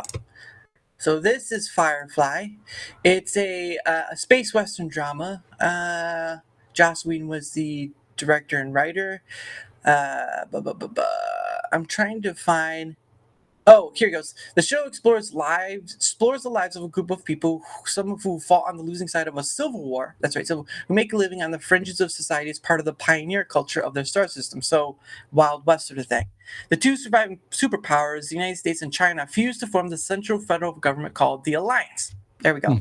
According to Whedon's vision, nothing will change in the future. Technology will advance, but we will still have the same political, moral, and ethical problems as today, which is probably what made it successful, because as you see now with like people wanting flying cars, whatever, our technology has upgraded, but not so much us, which is the weird part. But yes, it takes place 2517, and it's different solar system, all that stuff. But yeah, there was it was a civil war against the Alliance and the what was it? The Alliance and Independence, I believe. Independence, yep. The Independence and Alliance fought, and the Independence lost that war, and so they're now just living day to day, doing all these side jobs that could be illegal, and all this other stuff. But yeah, it was. So did the show suck? I mean, what happened? Fox. It was a Fox thing where they decided at some point just take it out. Well, the first problem was is that the episodes that they had were shown out of order, right? Because there was a set order for the episodes, but Fox decided to do their producer whatever thing, they decided to show those episodes out of order. So where the show Serenity, or the episode Serenity, was supposed to be like the first hour-long episode, explain the backstory, whatever, I think the first episode they showed with on television, right, because this is Fox, was the train job, because the producers wanted some action and all this other stuff, but Josh was like, but we start here. Yeah. And so Fox is the one that kind of messed up the startup. And then there's a certain point that Fox was like, we're not going to do a second season. And so I think they were able to get the rest of their episodes done by like Sci-Fi or whatever, where they were able to show it through. But once it was done, it was done. It was sort of like they did a movie called Serenity, like Amisheds, there was Firefly's series, and Serenity was the movie, and so this sort of takes place after. But it is very, it's a pretty cool. Again, it's a space western. I've never even heard of that movie, Serenity. Yeah, it's just the after they do a bit more. Is it good? Yeah, it was pretty good too. I mean, I don't know how everyone else feels, but yes, both the movie takes place after the TV series. The TV series was great. Hey Pepzilla, that's right. I call her that. She knows. But yeah, it's just if you ever get an opportunity, I'm pretty sure you can find clips of it on YouTube, obviously. But if you ever get a chance, just find it. Well, I've barely started. I've watched like the first two and a half episodes of Fallout. Like I don't get a chance to watch much TV, but that show does sound interesting though. How was the Fallout, by the way? It's great. The first couple episodes, I mean, there's people that have already done with it, obviously, and they say it's great all the way through. I like what I see, man. They do a really good job sticking to like it. To me, it looks just like Fallout 4. The way they do the Pit Boys and just the way the bunkers are structured, and they got the signs over the doors. Yeah. They did a really good job mimicking the game. And so far, I'm only a couple episodes in, but it doesn't seem like any like annoying stuff where they're like trying to preach things at you. It just seems like they're just kind of making a show about the video game, which is, Yeah, which is pretty rare these days. Yeah, which is what people want. But anyway, so before we continue, there's a thing I do where at the top of the hour, which is a little after, but anyway, at the top of the hour, I set aside some time for both of us to promote ourselves. I did put your stuff in the. Hopefully in the link below. If not, I will add it later because I did try to get your stuff. I put your Rumble and Twitter X because then they'll be able to find you. But anyway, take your time to promote yourself, and we'll go to mine after. Yeah, I stream exclusively over here on Rumble. I stream, I play video games every single day, Monday through Friday at 10 a.m. Central Time. And I do reactions. I'll react to, different stuff, and I'll put those reactions out there on YouTube. I still use my YouTube channel for that. But that's it, man. I keep it pretty simple. I'm active here and there on Twitter, but it's mostly just streaming on Rumble, man, and I have a great time doing it. Yeah, that's awesome. As that's long it. as you... That's all I got. I'm not that interesting. No, you're fine. Yeah, it was like I was worried if you'd be able to respond, and I was like, oh man, I've been told he doesn't respond to his Twitter X very often. So I'm like, oh yeah, I'm just not on there very much, man. Like when I'm not streaming, I try to stay pretty far away from that stuff. Understandable, but in that form of communications, like, oh dear Lord, please, I'm just. But one thing you can count on: if I tell you I'm going to do something, I will do it. Right. All right. Thank you. But anyway, yes. So I had to change. How about you, Daramuth? What do you got going on? Yes, sir. All right. So today, unfortunately, Rumble Studios decided to do another 500 server issue, so YouTube is not getting this. They'll get it later when I download it. Yeah, well, it's Rumble Studios' issue, not mine. But I will download it later. I'll put it on YouTube, so YouTube side, don't worry. Again, my thought as a content creator is to multi-platform yourself, because if one platform has all your stuff, guess what? If something has that platform, your money is in trouble and your content is in trouble. So it's just a safety net. It's just a safety net. But anyway, I stream to both YouTube and Rumble at DaraMoves.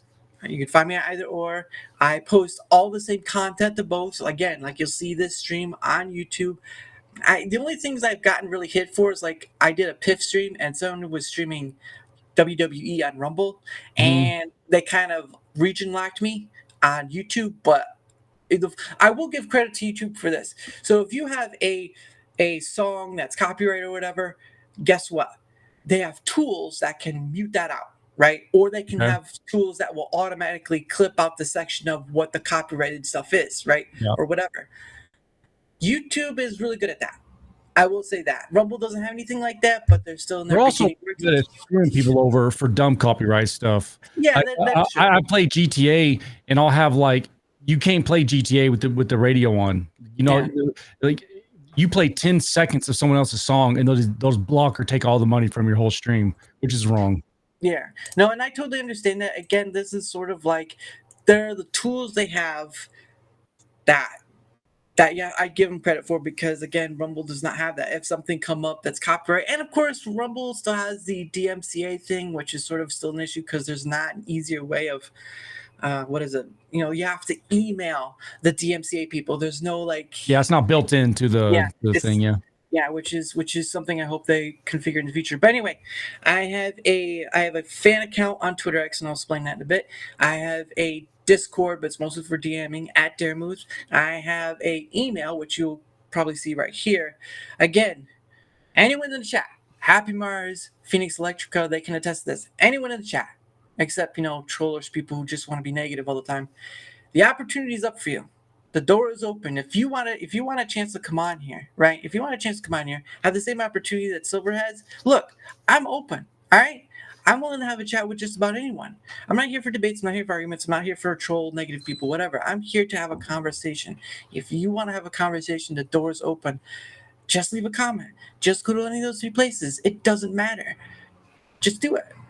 I've had people tell me they didn't know what to say. They were anxious. They were this, they were that, whatever. Guess what? More times than not, I've told them you can come back, and they said, yeah, I'd like to come back. Guess how that works? So don't be afraid to give it a try. Don't be afraid to take the opportunity, because again, you never know what someone's perspective is. You never know what someone's thoughts are. And when they get to share that in a free-flowing manner, boom, magic. and that's how I see it. So, but the secondary part, which I know a lot of people don't like, if you've been on YouTube, you know what that thing is. So, I've got to ask. Don't have to do it if you don't want to. If you wouldn't mind leaving a like or a comment or a follow, all three or one, it doesn't matter. The reason why I ask, because I don't like doing it myself, is because in order to have more people on, I need to be seen more. Yeah, it sucks. I don't want to be seen as some sellout. I want to be as humble as I can about this. But unfortunately, in order to have more people on, I need to be seen more. Now, my Piv stream helps with it, but you guys can help with it too, and for free. I know some people donate. I don't care if you donate. Anything helps. Anything helps me for me to be seen more. I'm not here to be some conglomerate million-person thing. I'm here to have conversations. And that requires being seen more so that more can come on. It's a give and take thing, right? Catch 22, whatever. So if you can do all three or one of the three, doesn't matter. Bro, I beg him once an hour. I'm like, dude, please leave a like. I don't give a fuck. Be shameless. Closed mouth doesn't get fed, sir. That's true. That is true. But I still try to be humble about it because, again, there are content creators that just end up for the wrong reason or whatever happens along the way and whatever. So, like the video if you like the video. Hey, I don't know who that YouTuber was. But... And you can come to my channel. You can dislike all of them for all I give a shit. It's all engagement. That's the thing they don't understand. They come and dislike my videos. It's all engagement. The algorithm just sees engagement. So thank you. Yeah. I will say this. I do post. So there's one thing that it doesn't irk me, but it kind of gets my head twisted a bit. So I know a lot of YouTube creators want the shorts, right? They want Rumble shorts. They want that stuff. I can see that from the YouTube side, right? Because I've seen the difference and all stuff. But my thing is, right, I can post shorts already. I use a program to help me make the shorts. All that's needed right now is that recommendation engine they're still testing on. Yeah. Once that's done, right? Once that gets in, right? Then pre-recorded videos, live streams, short kind of content.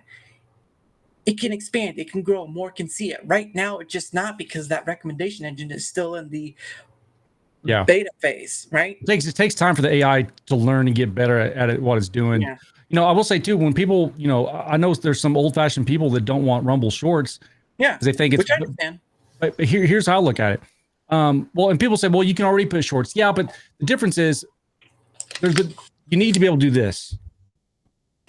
You need to be able to just scroll to the next one. You need a dedicated shorts thing. A category. And people may not like that. And I understand people's attention spans are shortening. But look, there's plenty of people that are going to watch your long form content because people just like conversations, and that's never going to change. Again, the number one podcast in the world goes about 2, 3, 4 hours every single day, the Joe Rogan Experience. Yeah. So it's like people do have an attention span for longer content, but it's also if you want to get your stuff out there, there's nothing better than like TikTok and YouTube Shorts. If you're not using that, and I underutilize it 100%. I think that would bring a lot of new revenue, a lot of new users to Rumble, and I think people just got to get over it and accept that Shorts is a part of what platforms need to thrive. I see it this way, right? It's the small wheel changing into the big wheel, right? Because if you're churning more water one way and then it goes into the longer form, like when you're told about investing, right? You make money at your job and then you save some of the side and then you go like investing in stock or investing in this, investing in that. That's the bigger wheel for a longer term. The short term, long term, right? I should have just said that. Short term, long term. Yes, it's short term, short content, but just think of it this way: on YouTube, right? Whatever. I'm gonna show my numbers on YouTube. I don't like pronouncing my numbers because I think it's kind of bragging thing, but whatever. Let me do this. Okay, let me present. Well, and how many podcasts have like podcasts will cut their stuff up and put their clips out. I don't see a downside in that because how many times do you think someone has seen a short version of a podcast and they're like, oh shit, I want to see that live. Yeah, no, that's that's understandable. Like this, I think I've gained 2 to 3 different followers on from shorts, but it's very dependent. Like there are some pieces of content which I think are shadow banned by YouTube, unfortunately. But then there are others, like this is my first 500 one, and this was from Forest Mommy when she was on, and we talk about no more ISPs, content creation, all that stuff, which is kind of a funny thing, right? Like Odysseys want to be a decentralization sort of thing, but they're not taking care of the ISP aspect because no one can connect to the internet without an ISP. You can be decentralized all you want, but without Opus.pro. Opus.pro, and I'll show you guys. Hold on. So that's just showing my short end how much more attention shorts get on YouTube because it's built into the process. But like I understand you, Silver. It's like have a category. Just have a category directly just for shorts, and then that way people can just whatever. Let me here. I'll show you what Opus.pro looks like. When you so me and Pep, we have a podcast called What the Heck. We go live every Sunday at 11 a.m. We do our when we do our shorts, we use that Opus too. But when we the quality is like 240p. It's terrible. Like, how do you get good quality with it? Well, I do a plan. I do the which. So where is? I do subscription. Yes, I do the subscription, right? So this is here the criminy. I've got hold on. I've got I guess blurry as fuck at 100% of the time. Okay, here we go. Here's the pricing. So here are the different plans. Like, well, there's monthly and there's yearly. I do monthly, but here's the stuff they offer for the monthly plans, right? So you got Pro, which is sort of the bigger one. They offer all this other stuff, different aspects and all that. Here's a starter one. This is what I have. Now, the thing that's kind of odd for right now is that you kind of have to rebuy the plan because you only get like 2.5 hours per start of the plan, and I use those up pretty quick, so I have to buy multiple times. But it's for free you have to wait a whole month. Let me go back. What's the quality of your shorts? Are they clear? Yes, the last one I did was like 10 a.m. Well, okay, yeah, I see what you're doing, Master Rumble. Yeah, gotta do your Griffin. But okay, let me go back to the main page I was at. So I go to my, dang it, where's my dashboard? Not there. Go here. Okay, here's my dashboard. So these are the ones I've just done. And okay, so this is how it looks, right? There's a point where you download a thing. We can download the whole clip or whatever. You can also cut it too, right? You can cut how long you want them. But anyway, how it goes is, let's pick one. Let's go. So there's these. You can auto post and schedule it. You can export as XML. You can download it, and then you can edit clip. So let's go to edit clip, right? So as edit clip, you get all this bunch of stuff right here. So here's the design, right? You get a B-roll with way you get all these auto emojis, you get the caption, which is what you see right here. Screen overlay, which I haven't used, but I'm pretty simple. And then you get these right here. So fillers and pauses, right?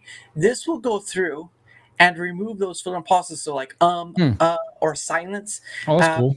Yeah, and also you can press on one and you can correct the caption, correct the wording. Oh, cool. Yeah, you can do like font color. You can do set it as a start area or just remove it altogether. So there's a lot of basically the AI does the heavy work. All you're doing is just editing and make sure the words are right, because sometimes you'll get it wrong. Like I had one time where I had the word Timpool, the guy, it came up Timple, like Timple. So sometimes you will have to correct. Yeah. But yes, the AI, there's a free you get a certain amount per month, and so you kind of have to rebuy the time credits. But at the end of the day, look, it'll show you even this, right? It shows you hook, it shows you flow, it shows engagement, it shows you trend. It even gives you within a certain section, right? I try to keep it under a minute because YouTube, right? It has to be 60 seconds under. Sometimes we'll do longer or not, but you can have it make an interesting title, catchy title, serious title, question title. It does the majority of the work. All you're doing is picking and choosing what sounds right to you, and you just go with it. It even gives you advice or summary perspective, I guess. Well, I would use it for my live streams, literally the only thing I don't like about it is the fact every time we extract the video, it looks like utter dog shit. I don't know how to get a clear image. Well, when I was doing the recent one, where was it? When I was doing the recent one, this one right here, it did say 1080 up here. So I don't know if they've upgraded or something, because it's I need to get there and play with it. Maybe I'm doing something wrong. Yeah, just play around with it. Don't make anything finalized, but just play around with it, because they're pretty clear. If you see the ones I do, I'll go. So we'll get out of that. But that's what it uses. Opus Clips. Get out of that. I'm gonna go to. Oops, nope. I'm gonna go to, say, my content, and then here you go. So this here is. I think I got it. So this is what it looks like. This is what I know, of course, this is Rumble 2, so I don't know if they're at the 1080 or not. So that's another thing too, right? But you can see and it depends on the camera too, right? It depends on the camera quality as well. But that looks fine. Yeah. So it just depends. But yeah, if you're doing like the free trial, maybe you get a lesser version, but I'm paying for the simple $9 one a month because I'm not making money. So, but anyway, to me it looks $9 a month to do 99% of editing work for you. Yeah, it's pretty damn good, because it takes anyone who tries to make shorts and vertical videos and uploading and editing. It's a fucking time sucker. Like, that's the reason I don't do it more often, because it's just like it's so tedious. You can experiment, you can play around, you can move stuff around. OpenStop Pro, well, yes, it gives you free trial and you do have to pay monthly. It takes the majority of the work out of your hands, gives it to the AI, and all you're doing is the editing faction, right? You can add, you just saw what I showed you, the overlay and all this stuff. You can add stuff to it. You can do the AI B-roll or whatever. This does the majority of the work for you. Now, obviously, you have to edit, like some words are wrong. The AI doesn't get it right. It's fine. But it's a tool, and I'm pretty sure Nifty or Master Rumbling will say it's a tool that a lot more people are probably going to start using, because again, it's ease of use, it's convenience, it's intuitive. But quality is not good. Well, that's what he said. I think it might be because I don't know if you're paying for a plan or not. I don't know if it's because of certain things. You just have to test around. You have to experiment with it. Yeah. I'm gonna. That kind of reminds me, because I've been meaning to do that. I'm gonna log back in and see why we're not getting good quality with that. Yeah. I don't know if I don't know if Mastering Rumble wants to speak on like his experience with it, but it's just one of the things YouTube does well at, and it's had years to do, and because of Google as well, is ease of use and intuitiveness, right? Apple does the same thing, ease of use, intuitiveness. Rumble has a bit of that issue. Yeah. It has the ease of use, for sure, intuitiveness, and they're getting better, right? You see the stuff with the muting and then the rates and all that stuff. They're getting better. They're going to upgrade it.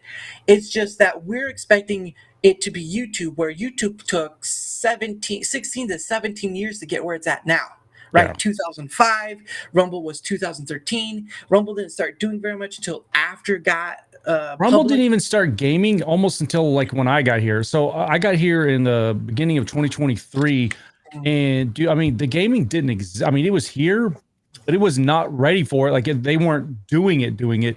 I remember there was a Rick before Rick. His name was Skylar. And Rick, everyone, Rumble Rick. And I started, so when I was looking around, when I was so sick of YouTube, I tried Rumble, and I was looking around. Somebody at Rumble, his name was Skylar, reached out to me and was like, hey, I like your content, or we like your content. Let me know next time you go live and we'll feature you. And I was like, oh, at first I thought like this was a scam or something. I don't know what the hell was going on. And I was like, but they were just getting the ball rolling. But they were doing that because there weren't many people gaming over here, and they were trying to get the ball rolling on pushing for the gaming category. And my point is that Rumble was set up for just uploading, and it because of the way the political climate was, it was a lot of political stuff. People that were disenfranchised and banned in other places, they were coming to Rumble. So that's why Rumble didn't set out just to be a right-wing platform. Like it happened that way just out of necessity. And so what Rumble is trying to do now, to their credit, is they're trying to show people, look, we do have gaming, we do have, different podcasts. We don't offer just political stuff. Now that's still the biggest driving factor right now. Everyone can see that. But to their credit, they're trying to catch up and be closer to what YouTube is technologically. And everyone, is very impatient. This shit takes time, man. It took YouTube a long time to get where it's at. And not only that, Rumble doesn't have YouTube money. I'm not saying, or Google. Yeah, I'm not saying they're poor. I mean, they're still a company, I'm sure there's money coming in, but they have like maybe a couple tens or a couple hundred employees. I don't know how many they have. Google has like 10,000, 100. I don't know how many they have. But Google, I've said this many times, Google is only held back by ideas. They have all the money. They have all the money. And they have the best developers in the world. And if they don't have them, they'll pay to get them. Yep. They're only limited by ideas. Rumble is limited by ideas and money. So now, and with the Rumble Cloud, I think that's exciting because that's a whole new source of revenue for them. Hopefully they can get more websites to sign on, blah, yada, yada, yada. Yeah. But people's got to be patient. If people just, I know this is a corny thing to say, if people just put their head down and go to work, man, and try to create good content for this platform because they need content, then there is possibilities over on Rumble. And don't get me wrong, I have my issues with Rumble Studios. You just saw that earlier, but I'll still use it because one, they're improving it, and two, we know if you know what StreamYard is, you know that StreamYard only has StreamYard. They don't have anything else. Rumble Studios is part of the Rumble synergy, right? Yeah. So it plays into that. StreamYard has nothing else. So if Rumble Studios gets as good or better than StreamYard's, why would you still use it? Now, I do hope later on they have some bits and pieces. Oh, thank you, Lord of the Rings. Thank you for that. I appreciate it. I've watched SilverFox a few times. Really dig his No Man's Sky stream. It's probably one of my favorite games. About 300 hours of my... Oh, jeez, that's a lot. That's a lot of hours. I did permadeath one time, Lord, and I died because I was an idiot. I was on this... I think I was on like day 7 of my permadeath. I had quite a few hours into it at that point, and I was on this planet, and I got attacked by some like sentinels, and I got cocky, and I thought I could survive it, and I got overwhelmed, and I was pretty pissed at myself because all I had to do was run back to my ship and take off, and I'd still be doing it. Yeah. Damn shame. So there are things that still need to improve, right? There's still, again, Rumble has done more within 3 or 4 years than what it took to get YouTube where it's at, right? Again, 16 to 17 years. And then you have 4 to 5 years after the going public, where they're getting that influx of money. Yeah. And they're putting that to use. So you could say that they've done a lot within a short period of time, but people are so used to the ease of use and the convenience of YouTube that it's hard to see past their nose upon it, right? Like, of course. So it is going to take time. If none of you have ever done coding at all, the process is this. You start with an idea. You start with the coding. You test. Okay, there are issues. You go back to the drawing board. You test. You keep going and going. And when you add something new, stuff breaks. Then you have to test. And you have to. It's time. And you can only test so much because, especially for Android, because there's so many different operating systems and different screen sizes. It can be a nightmare.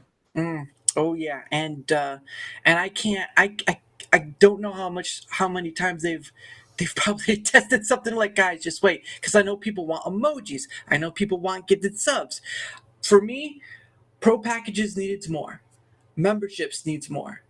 And that's just my perspective. I know people have more, but I do think their back end needs to keep being updated. So it's like you don't have these drops or freezes or whatever because you remember what happened with the DDoS attack, right? Like almost everyone's stream was like, or when it gets too many people, right? It can get bogged down.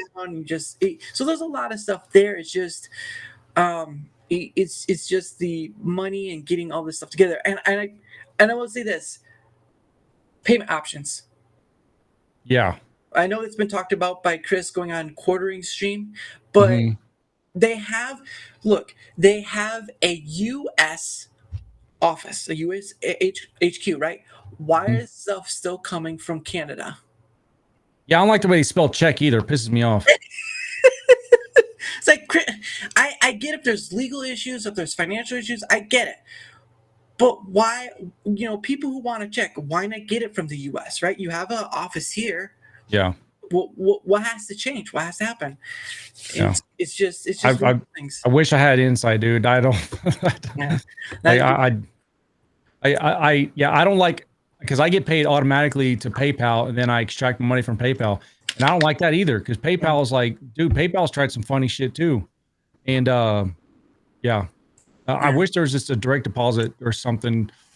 I wonder what the legal implications for that would have to be, though, because there's always something, right? There's always, like, because it started out as a Canada company, right? It started as a Canada company, and then you have this other stuff. So, okay, Squishy says it might be legal reasons, which is understandable. If it's legal reasons because Canada, the U.S., that's understandable, but it's got to change sometime. It's got to change sometime, especially when a majority of your people are in America, and then you're trying to go all over the world, right? Of course, there's still, blocked by France and Brazil, and then more. Are they blocked by France? No, France wanted them. I think France. The story is the same as Brazil. They wanted to get rid of a content creator and stop it, and they said no, and so they just stopped being to France as they did Brazil because they wanted to get rid of a content creator on Rumble. So Rumble just said, look, until we get it sorted out, we're just not going to have an open portal to you guys.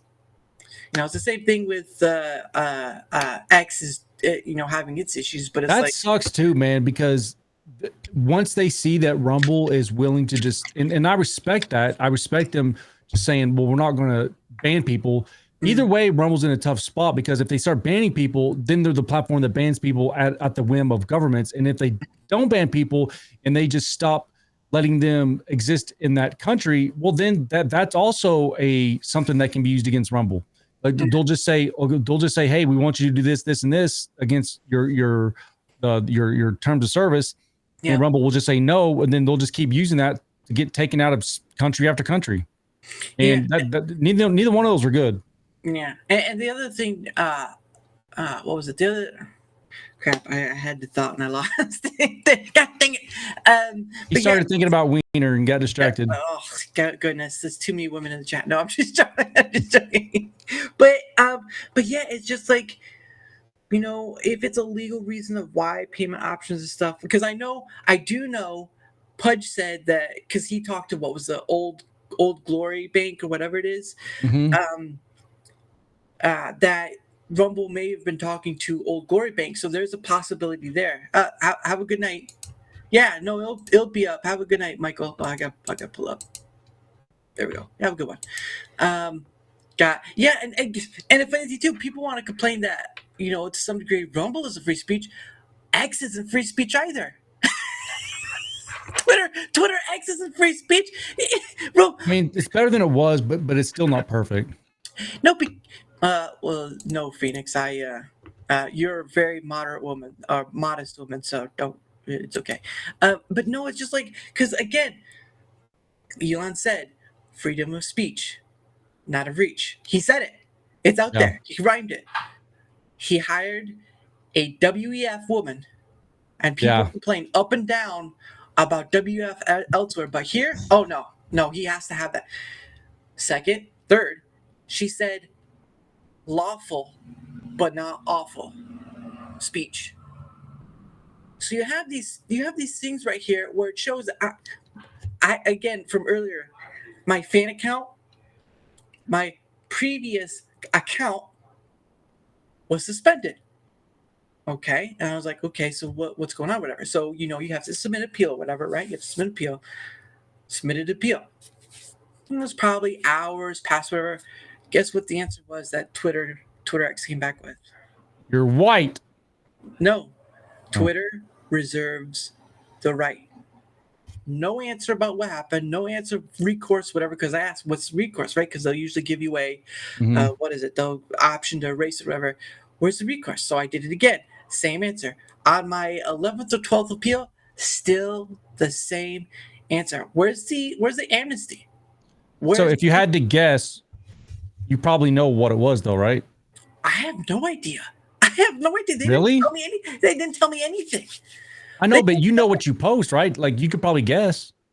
it probably wasn't even a post. Someone had made a suggestion, like I probably, because I was using the app at the time, right? And I probably they probably said that I probably logged into the online, the web one, while I had been on the app, and they could have thought that was some sort of hacking thing, whatever. I don't know.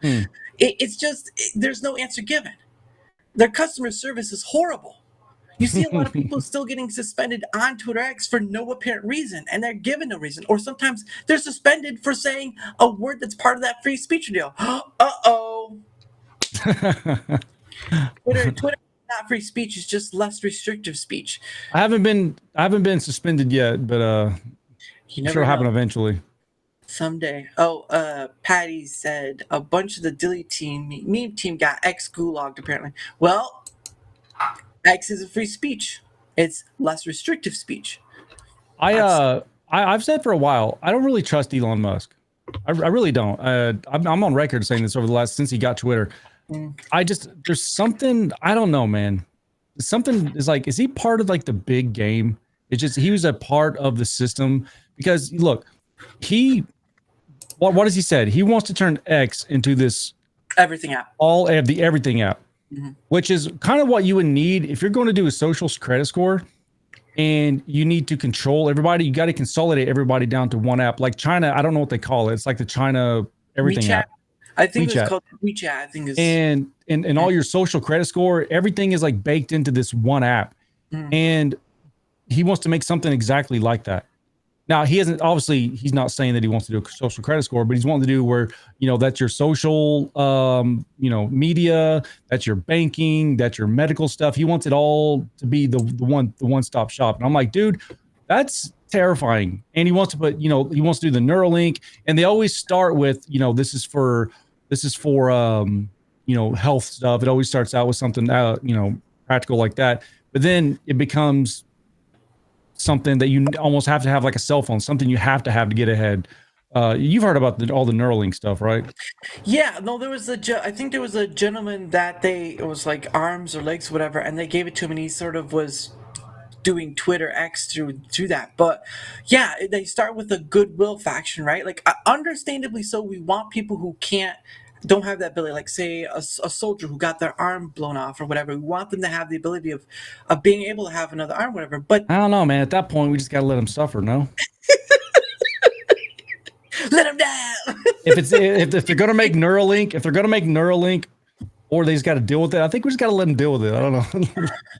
My thing is that if someone signs the paperwork and consents to it, that is their right.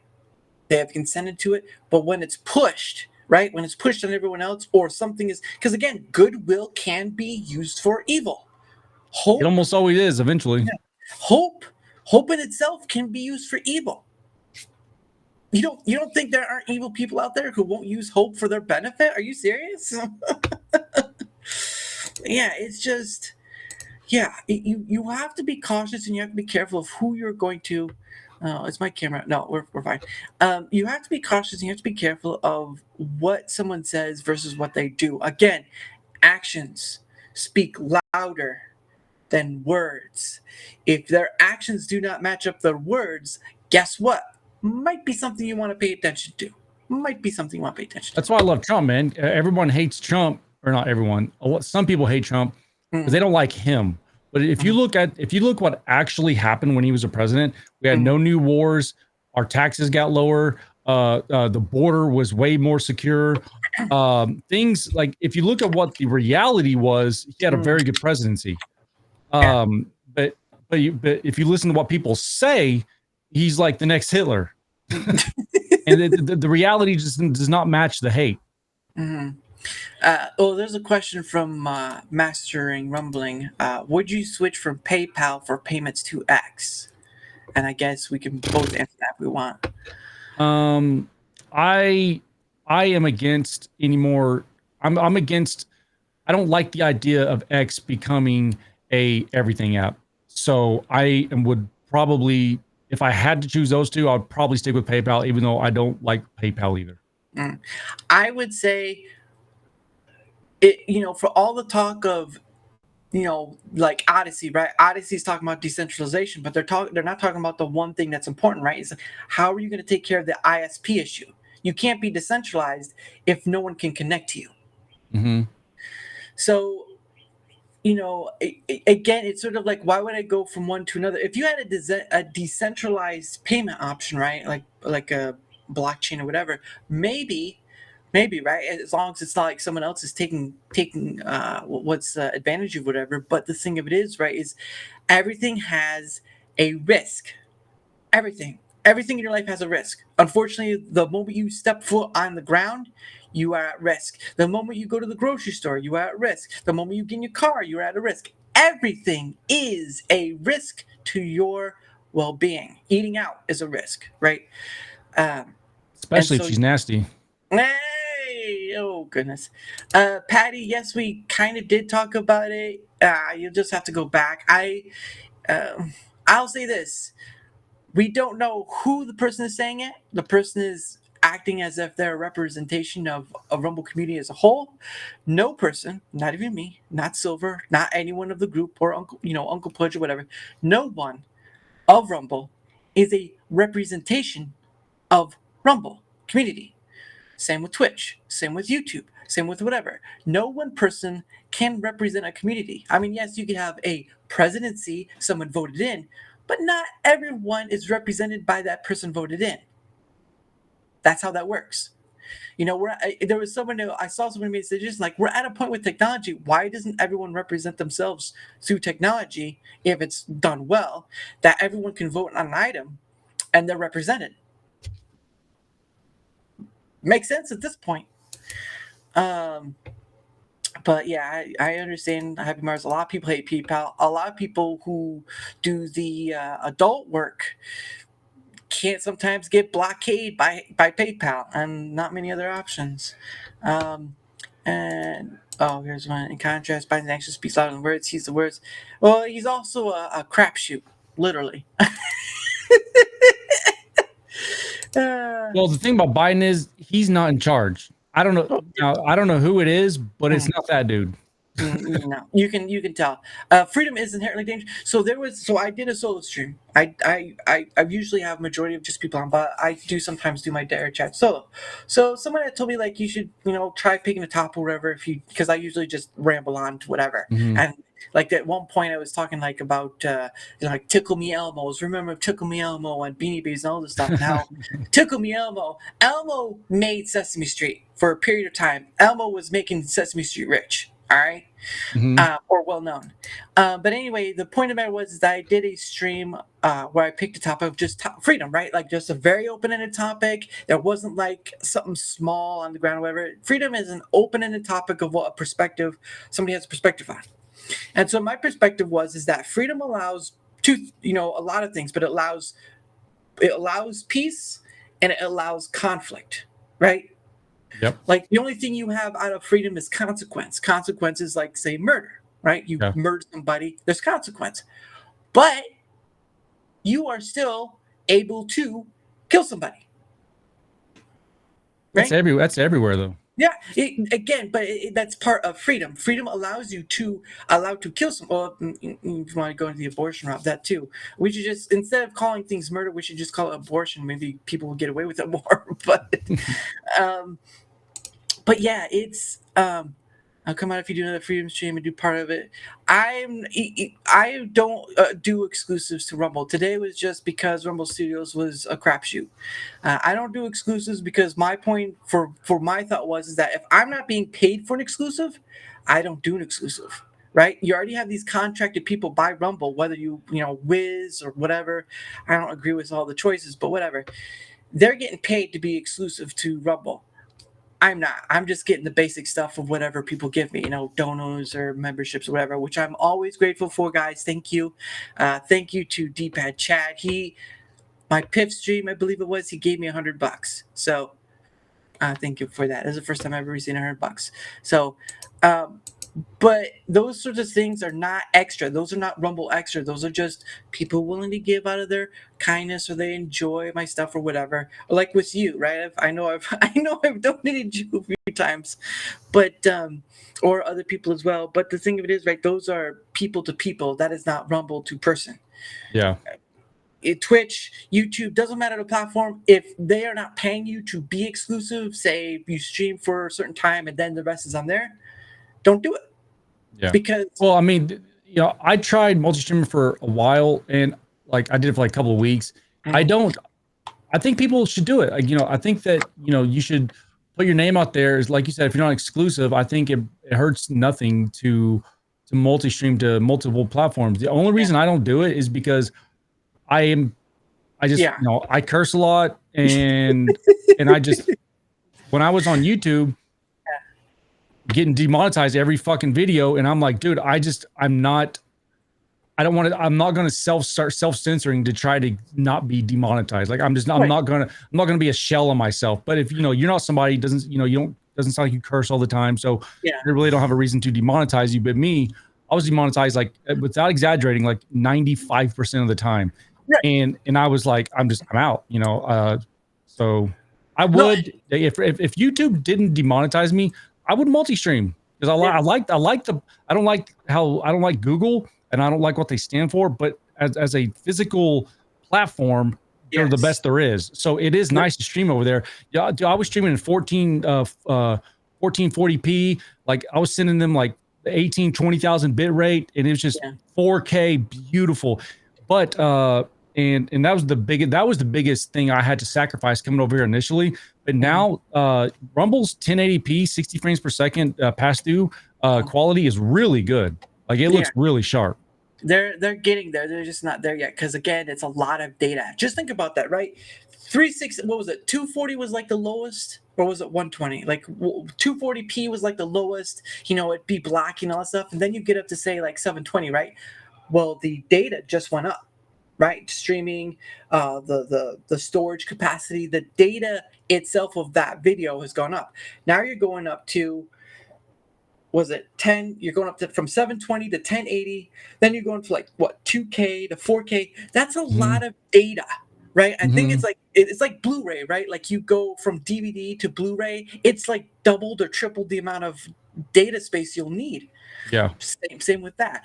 And so Rumble still has to catch up, but I think that's more of a server thing and all other stuff. So we'll see. There's technology is always updating and growing and stuff. So it's like, what can they get for a certain price, whatever. But yeah. Yeah, YouTube can go higher than 1080. Obviously, you can stream at 2K and even 4K. But but I'm going to give Rumble this, because I have tried 1080p 60 frames per second on YouTube and Rumble. Rumble's 1080p 60 frames per second 8,000 bit rate looks better than YouTube's. I think YouTube, I don't know if they cap theirs out or something, but it's whenever I'm playing games I had to stream at 1440p on YouTube to get the same quality I was getting at Rumble at 1080p. Yeah, and just imagine alone, right? This is Google we're talking about. They have petabytes. That's a real term. That's a real term. Petabytes. They should change that name. That sounds weird. It's PETT. I understand, but yeah, I know. But that's a lot of. If you were to think of, I'm gonna have to, dear Lord, I'm gonna have to look it up, because I can't give an example. They usually give an example. Petabyte is also, AKA Joe Biden. Byte. Yeah. Okay. So what's the is it petabyte?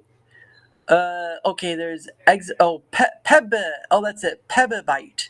Okay, that's what it was. Because petabyte, it's 1T. Sorry, it's petabyte is. I'm just gonna show you. Here we go. I gotta do this. There we go. So this right here is what I was talking about. This is petabyte, which is after terabyte, and I believe, or is it zettabyte? I think Google has like zettabyte, which is a lot of data. All right, that's crazy. It's like 10 to the 21st power, or however that is. It's a lot. It's a lot. That's what, dude. I don't even know how much that is. Yeah, that's just a lot. Okay, here I use. I'll ask Claude. This Claude is an AI thing, which I do use to help me with stuff. So, how much is a zettabyte? Oh, sorry. I have to stop sharing new screen. Sorry. Here we go. It's 100,000 terabytes, right? A zettabyte is an extremely large unit of digital information storage. It is equal to, holy crap, that's a lot. To give you a sense of how massive a zettabyte is, it would take about 36 million years to download a zettabyte of data at a decent broadband rate of 25. Really? Wow. If a zettabyte was burned onto Blu-ray disc, the stack of discs would be tall enough to circle the Earth's equator 230 times. Are we sure that this is what Rumble or YouTube has? That doesn't seem physically possible. Well, we can go. You should look up what is YouTube's biggest, whatever that thing is. YouTube. How would you describe it? YouTube's Like server capacity or something. How much data capacity. I just almost didn't know how to say it. Capacity. I'm gonna be honest with you. What? I'm kind of retarded. Hey, I'm trying here, okay? How much data capacity does YouTube... Oh, gosh, I know how to spell. Does YouTube have? Here we go. I gotta stop sharing this. I gotta go back to... Here we go. So, according to the provided search results, YouTube storage capacity is estimated to at least be 1 exabyte, which is 1 million terabytes. Holy crap! Whoo! That's a lot of data. How much? Oh, I should ask a new question. How much? How much is an exabyte? Okay, so while it's doing that, what does it say? Additionally, it is stated that YouTube uses Google Cloud Storage, which provides access to an almost unlimited amount of storage spaces. In fact, Google has said they can store petabytes upon petabytes of data. Wow. So yeah, I was right about that one. But we're gonna go back to the other screen with Claude. Dude, I mean, where are these servers at, and how big are they? That's crazy because they say the cloud, but I mean, it's still got to be a physical thing. Probably all over the world because, again, Google's global. YouTube is global. YouTube is the second largest search engine in the world behind Google. Yeah, that's crazy. Here's some perspective on the size of an exabyte, right? If an exabyte was stored on modern 4 terabyte hard drives, it would require 250 million of those drives. Streaming an exabyte of video at 5 megabytes per second would take about 2.3 million years. I mean, that's so many numbers. It's like it loses all meaning. Like, what's that even mean? Yeah. Major cloud providers like Amazon, Google, and Microsoft were estimated to have data storage in the tens of exabytes as of a few years ago. So, and the total amount of data stored in the entire internet was estimated to be around 50 exabytes in 2021. Whoo! That's a lot of data. A lot of data. Jeez. Most of it's porn. Yeah, more or less.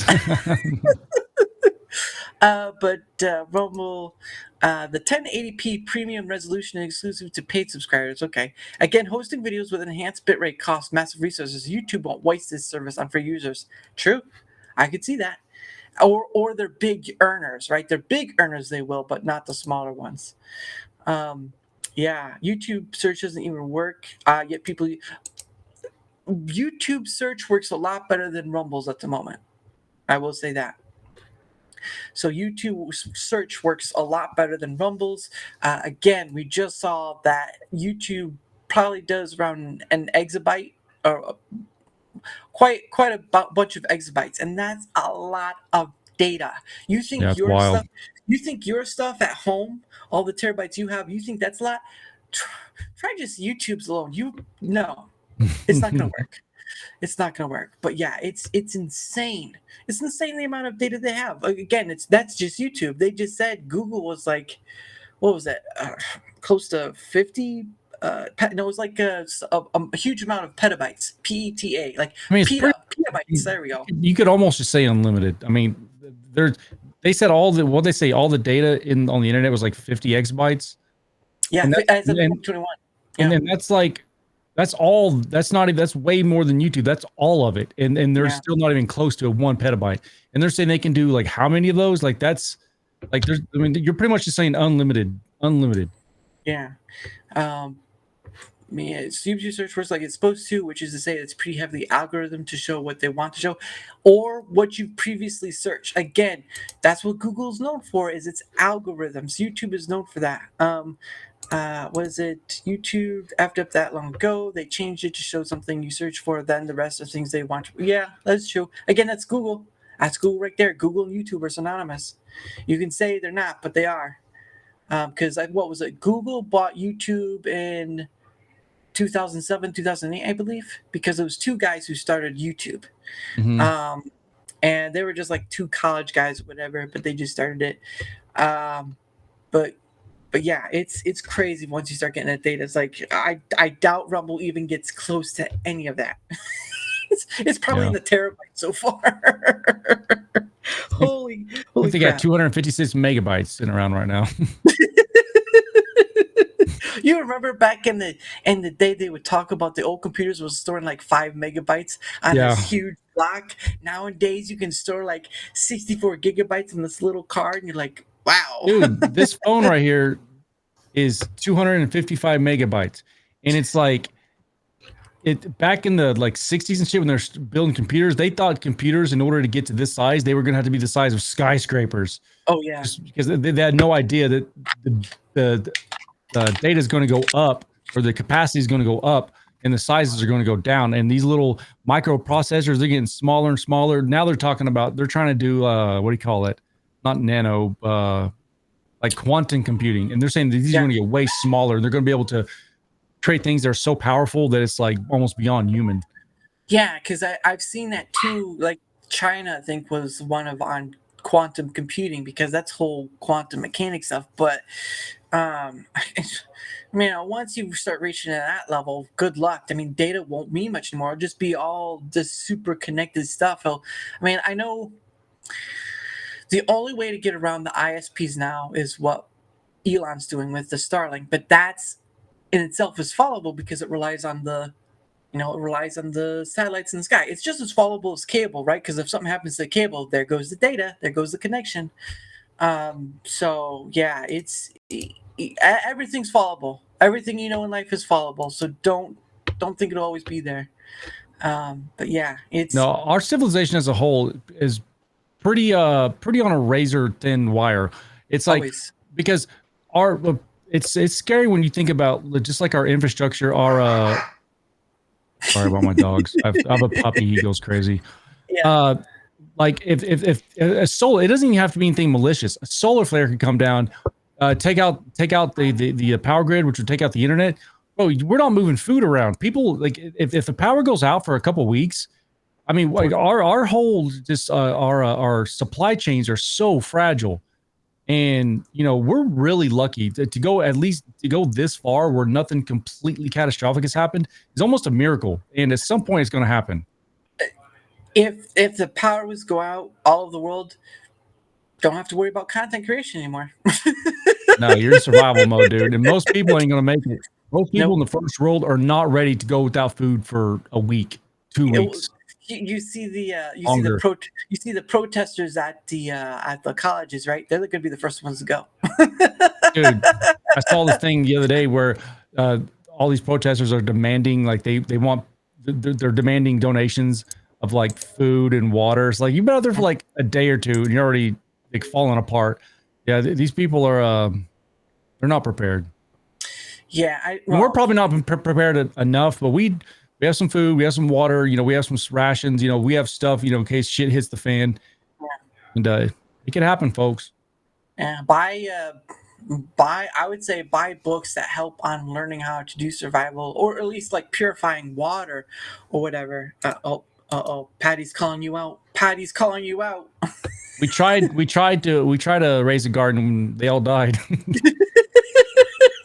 And right now we have chickens, so we'll see how that goes. Oh, really? How many chickens? 5. We bought 6 chickens, and one of the babies died. But that happens a lot of times with baby chickens.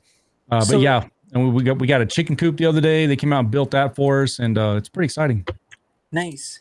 Yeah. It's when you're able to raise your own stuff on a small scale, right? Like gardening or chickens, Yeah. you are more ahead than everyone else who's relying on cities and all that stuff. Now, obviously, you can't survive on eggs all the time or whatever, but If you in the had to, you could. Like, yeah, if that's all you had, that's a lot better than nothing, dude. right. Well, and that's where I go. Like, there are people out there who write books on this stuff. Like, Yeah. try to figure out which are the best ones, but go and buy them. Buy books about water purification, right? Because yeah, we have some stuff, but like you're gonna have to go old school, like real old school for water purification, because that water in that puddle is not it's not germ free. No, my wife bought us these straws where it can filter up to like I think it said 1,000 liters, which is quite a bit of water. You can like just suck up through the straw and it automatically filters out everything. So it'd make probably not contaminated water, but like dirty water. You could drink dirty water and it'd be clean, Yeah, clean enough to drink anyway. I think it's called was it Life Straw? I think is what it's called. I think that might be it actually. Yeah. It's something like that. Because I remember seeing that, and it's like you just have this like long straw, and it does like 99% of the germs or bacteria or whatever. And but yeah, I would definitely invest in some books because some books don't cost you that much. Like I have a few books, they have people like water and food and all this other stuff. But because you see it, because I know we have these apocalyptic shows like Fallout or whatever on the road. You have these popular shows, and sometimes they have set skill. They sometimes team up with people or their books. It doesn't hurt to have a book. It's reading rainbow. But anyway, go read, ladies and gentlemen. Go read. Even if you don't believe it, it's gonna be the thing that saves you. So it is the top of the hour again. So of course promoting ourselves. I don't know how much longer you're wanting to continue or not. I don't want to keep you have other stuff. I can go for a few more minutes. Okay. But first go ahead and promote yourself. I need to use the restroom, so I'll be right back. Yeah, go do that. Go ahead and give him the silver treatment. I'll hold down the fort. Yeah, thank you. Yeah, guys, what is up? Follow me on Twitter at SilverFox Gamer. It's GAMR. Someone had already taken the GAMER. Sorry, son of a bitch. And follow me right here on Rumble. Just look up SilverFox. I pop her up right away. I go live Monday through Friday at 10 a.m. Central Time. I'm outspoken. I don't give a shit what you think of me. I try my best not to, every now and then I let people get under my skin, but I'm getting better.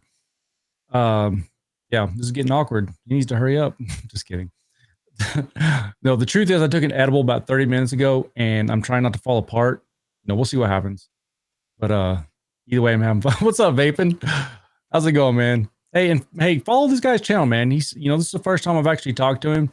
He seems like a reasonable person. Probably more reasonable than me.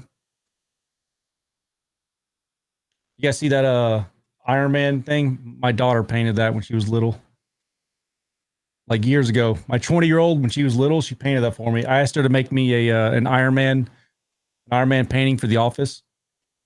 But I got mad during one of my streams and I threw something and I accidentally hit it, put a little hole in it. I'll forget it.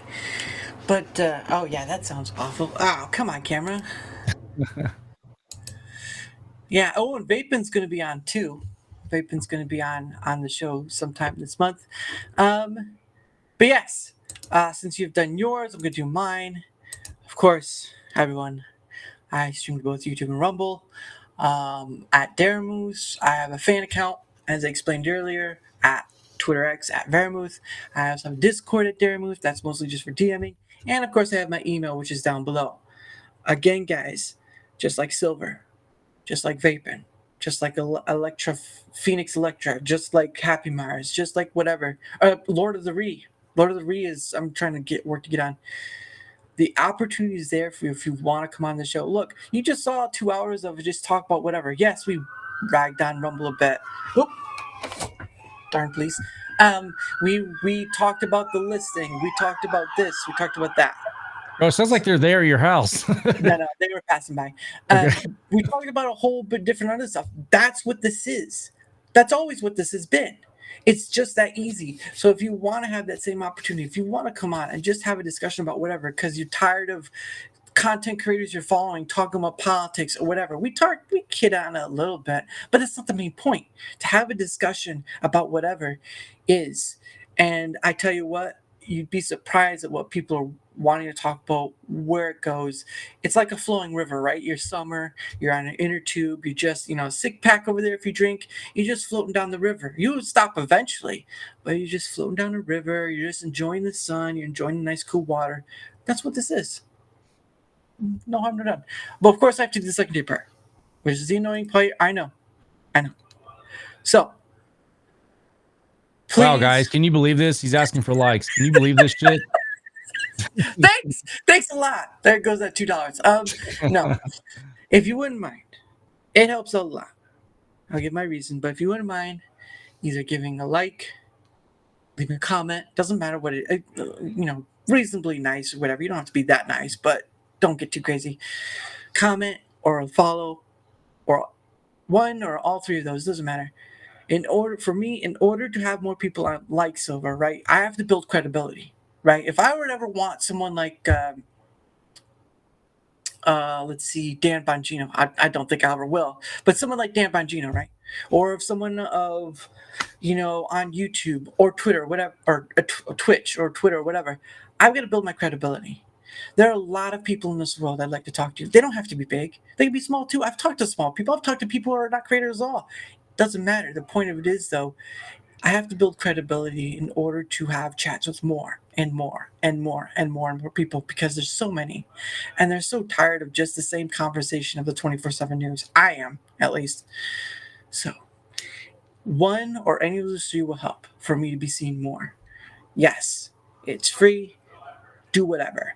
It helps me to get more people on, to be seeing more people, and the conversations can be far and wide abounding. But what you do here helps me to bring more on so that you can enjoy as well. It's a two-way street, right? Like it's a not a compromise, but it's like a symbiosis, right? You help me, I help you. You showcase these people. Not showcase in that sense, but showcase like, this person's never been on before. Oh, he's not going to show his face. That's fine. He'll speak. You'll hear him. Happy Mars didn't show himself. Gender Duality didn't show himself, but you hear them. Cool Frog showed himself after a certain point in time. But at the end of the day, it helps. So thank you all. And of course, there was sirens go. It sounds like there's still more later on, but they're farther away. But no, I've had that before. Oh, thank you so much. Thank you so much. Again, you don't have to be like Lord of the Rings. You don't have to give a donation, and all those are always welcome to anyone. But I'm not going to run. They're not after me. But the thing of it is that in order to have more people, to have more conversations, you have to be seen more. You have to build your credibility, because they can look at you and say, that guy's nothing. That guy's a no one, right? But again, you'd be surprised at the conversation one can have with just about anyone. And I'm tired of the 24/7 news. I'm tired of all this BSing of having to have arguments and debates to be this I'm right, you're wrong scenario. I don't care. We're all going to be dead one day. What do you think that's going to do for you, right? I was right all my life, and then you're dead. What does that mean? So even with like this listing earlier, I know it ruffled some feathers, right? I understand that. He's disavowing himself. So what? You're going to be dead one day. That person's going to be dead one day. What does it matter in the end? Take the time to appreciate now, right? Hey, Putin. Be grateful. Be grateful. Gratitude. Did you know it's impossible? Did you know it's impossible to be grateful and depressed at the same time? I watched a video and they said that, or there was some sort of like psychiatric doctor, and she was saying that part of the brain is literally takes up the same space. So if you're, and I'm not talking about, I'm just a grateful person. I'm talking about like actually in the moment, you're being grateful for something. That it's impossible to be grateful and depressed at the same time.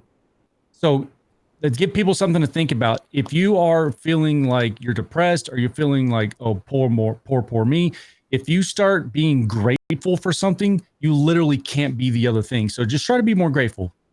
And big or small, Doesn't matter. Same with the PIF stream I do, right? Like you remember when, what was it, Chris and Flaw did that whole Rumble rate thing, right? The $10,000 and all that stuff. Mm-hmm. That's sort of where I got the idea from. But then I was like, but I don't have a lot of people I'm not rating, I don't see myself as a rater. I see myself as I'm giving some likes, I'm giving some money, and I go, and if they don't show their face, they're fine, right? That was one of the stipulations with the Rumble rate, right? You had to show your face. You had to be circling straight camera, whatever. I'm like, if you don't, that's fine. I'll stay for a few minutes. If you don't notice it or whatever, I go on to the next person. It's okay. Because paying it forward means you give without the expectation of getting something in return. I'm always surprised at the end of it, don't get me wrong. But paying it forward means to give without expecting anything in return, because guess what? When you don't expect anything to get in return, right? When you don't expect like all likes or follows, whatever, you are surprised. You can be surprised at the end result. And if nothing happens at the end, guess what? I'm trying to think of the word. There was no setup. There was no set expectation for something to happen. It was just, hey, I had a good time. We got to have some laughs. That was it. That's what paying it forward is. Every Friday at 7 p.m. Now, it won't happen the 24th because that's Memorial Day weekend. But I'm hoping this Friday I'll have a special guest on, because I have been trying to have people on, at least one-to-one. Like I had Chad and Zio, they're a duo, so it's like whatever. I had Uncle Pudge on. You never know. You never know what to expect. And of course, it's only Rumble because I'm not rich. Like I'm grateful for anything I get off of Rumble, but my full-time job does help pay into support. Yeah. For that. And so you're always surprised. I'm always surprised at what $2 can do. I've been told many a time, not all time, but many a time, by people who have donated to, look, you're my first, or you're my first in a long time.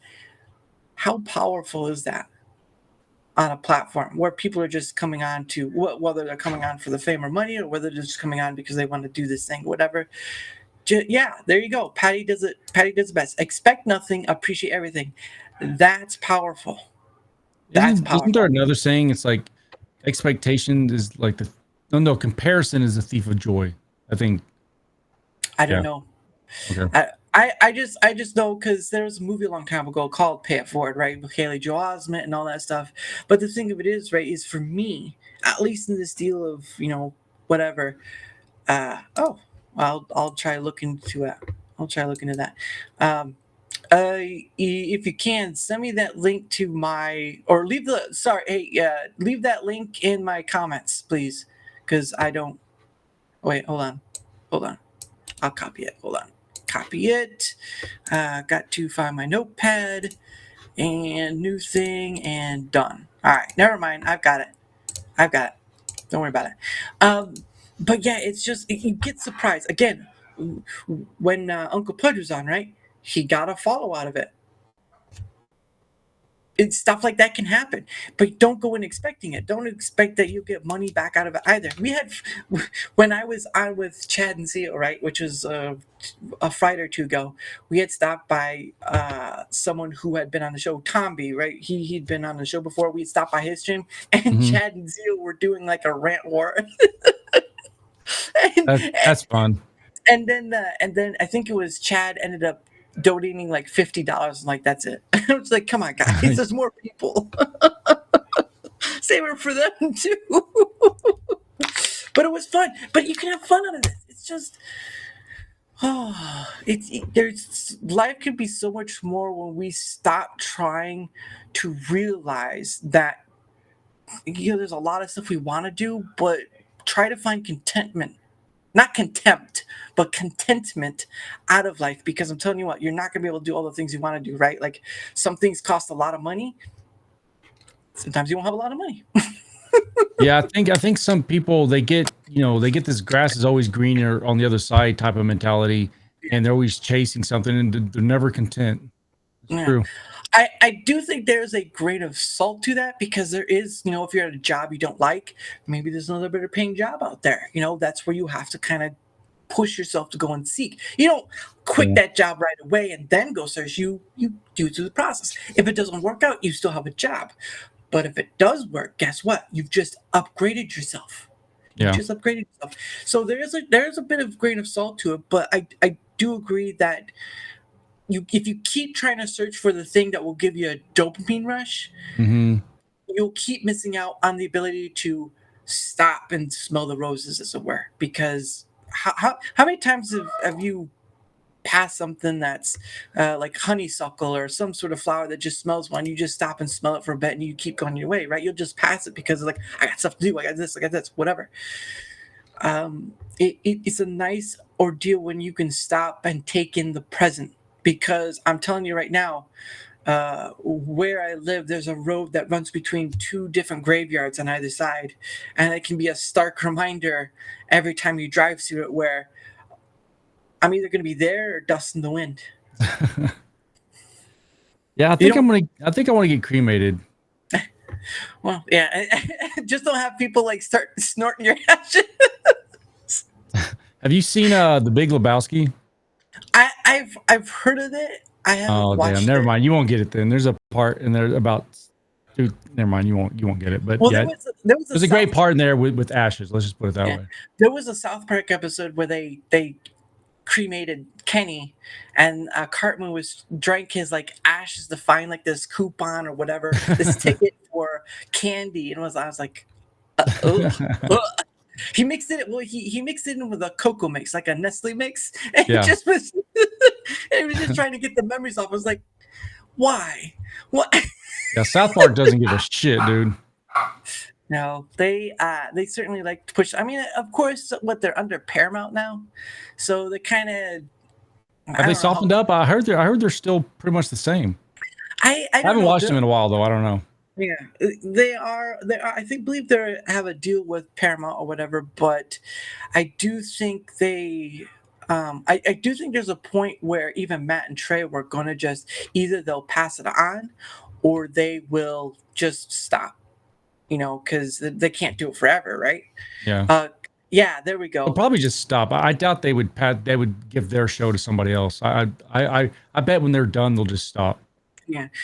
How many times have you seen a creator just like they carry on the creator's work, right? Look at all the Superman stuff, right? Like some were good Superman. Don't get me wrong, but now people are talking about this new Superman and the picture from it. It's like, awful, all this stuff. Is it not Henry Cavill? No, it's some other person. I can't remember his name, but it's just the picture, and they complain about it. Just like again with the remake stuff, right? Like we talked about the remakes earlier. Stuff with the remakes, there's just some can be good if done well, but those are far few in between. Yeah. Far few in between. Well, because usually when they're original, they're made to make money, but they're also made more passionate. I think the remakes are usually just for the money. Yeah. Well, I mean, how many times has A Star Is Born been remade? Like that's like been a movie that's done a few times. It's like, guys, put it to bed, please. Star Wars is a cautionary tale, says Mediocre. Yeah, Star Wars. Not only is it a cautionary tale, it's a dead one. It's pretty much a dead one at this point because it's ideologically driven now. Like it's just they've sucked the soul out of what would make Star Wars special. Thanks, Putin. Oh yeah, thank you. I'll have a good one. But yeah, it's Disney. Disney has taken things for the money factor and all the, hocus pocus gobbledygook stuff, and they've just completely just steamrolled it. Marvel, they just took a steamroller to that and just like, well, let's flatten now. Look, yeah. Ooh, Marvel got cornier and cornier. Because I remember going to theaters to see Iron Man, right? Like the first Iron Man movie, because there was still stuff before that, like.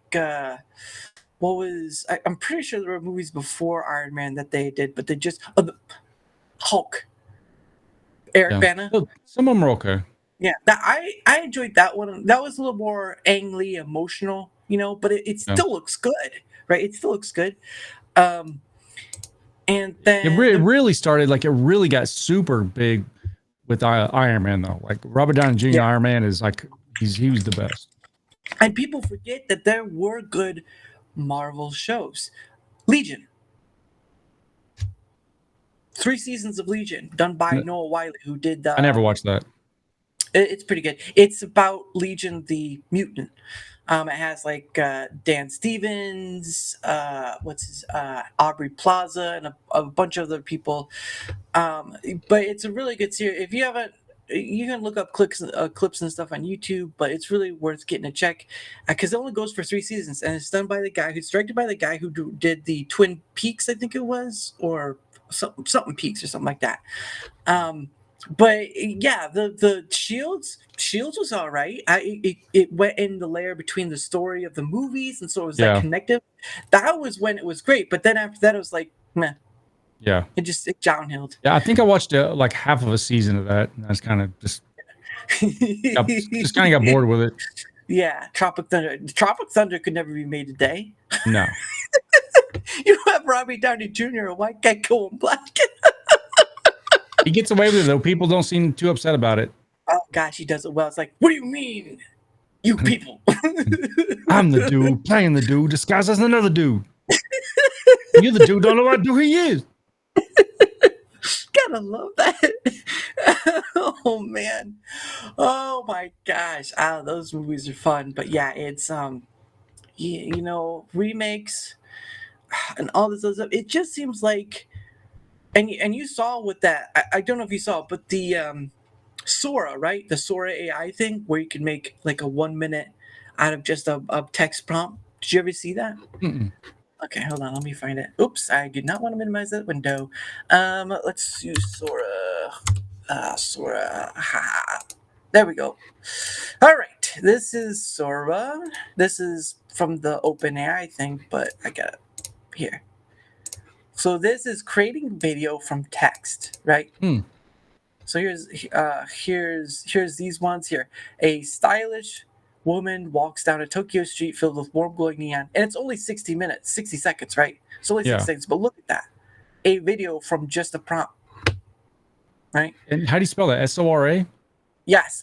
It's well, here's the thing up here, right? Here's the well, I'll put the link in chat. Here we go. There we go. That is the link to Sora. But again, just look at what I know. It's not perfect. Don't give me. Oh no, I'm trying. Yeah, but for a minute clips, like you can make some really cool stuff. Look at this. It's historical footage of California during the gold rush. Look at that. Now you can notice some. Is this? I mean, can the public use this? Right now, it's still no right now, but I think sometime in the future they will allow. I think it's just going to get. They're trying to get it better and better because it still has issues. But just imagine what someone could do from a prompt. Anyone, almost everyone. Now they'd still have to run through to try to get like it looking better or whatever. But just imagine you could like this. Look at that. A close-up view of a glass sphere that has a Zen garden within it. There's a small dwarf in the sphere who's raking the Zen garden and creating patterns in the sand. Look at that. It's just from a prompt. Here in a few years, they're going to be able to make movies doing this where it's like you're not even going to need actors anymore. Well, yeah, look, the movie Simone that had Al Pacino in it. That's that. If you've never heard of Simone, it was like. I don't know when it was, but Simone had a Al Pacino was like a director. Oh, gosh, I'm gonna look for it. 1 second. That's crazy. Yep, I'm looking for that. Hold on, Simone. Movie.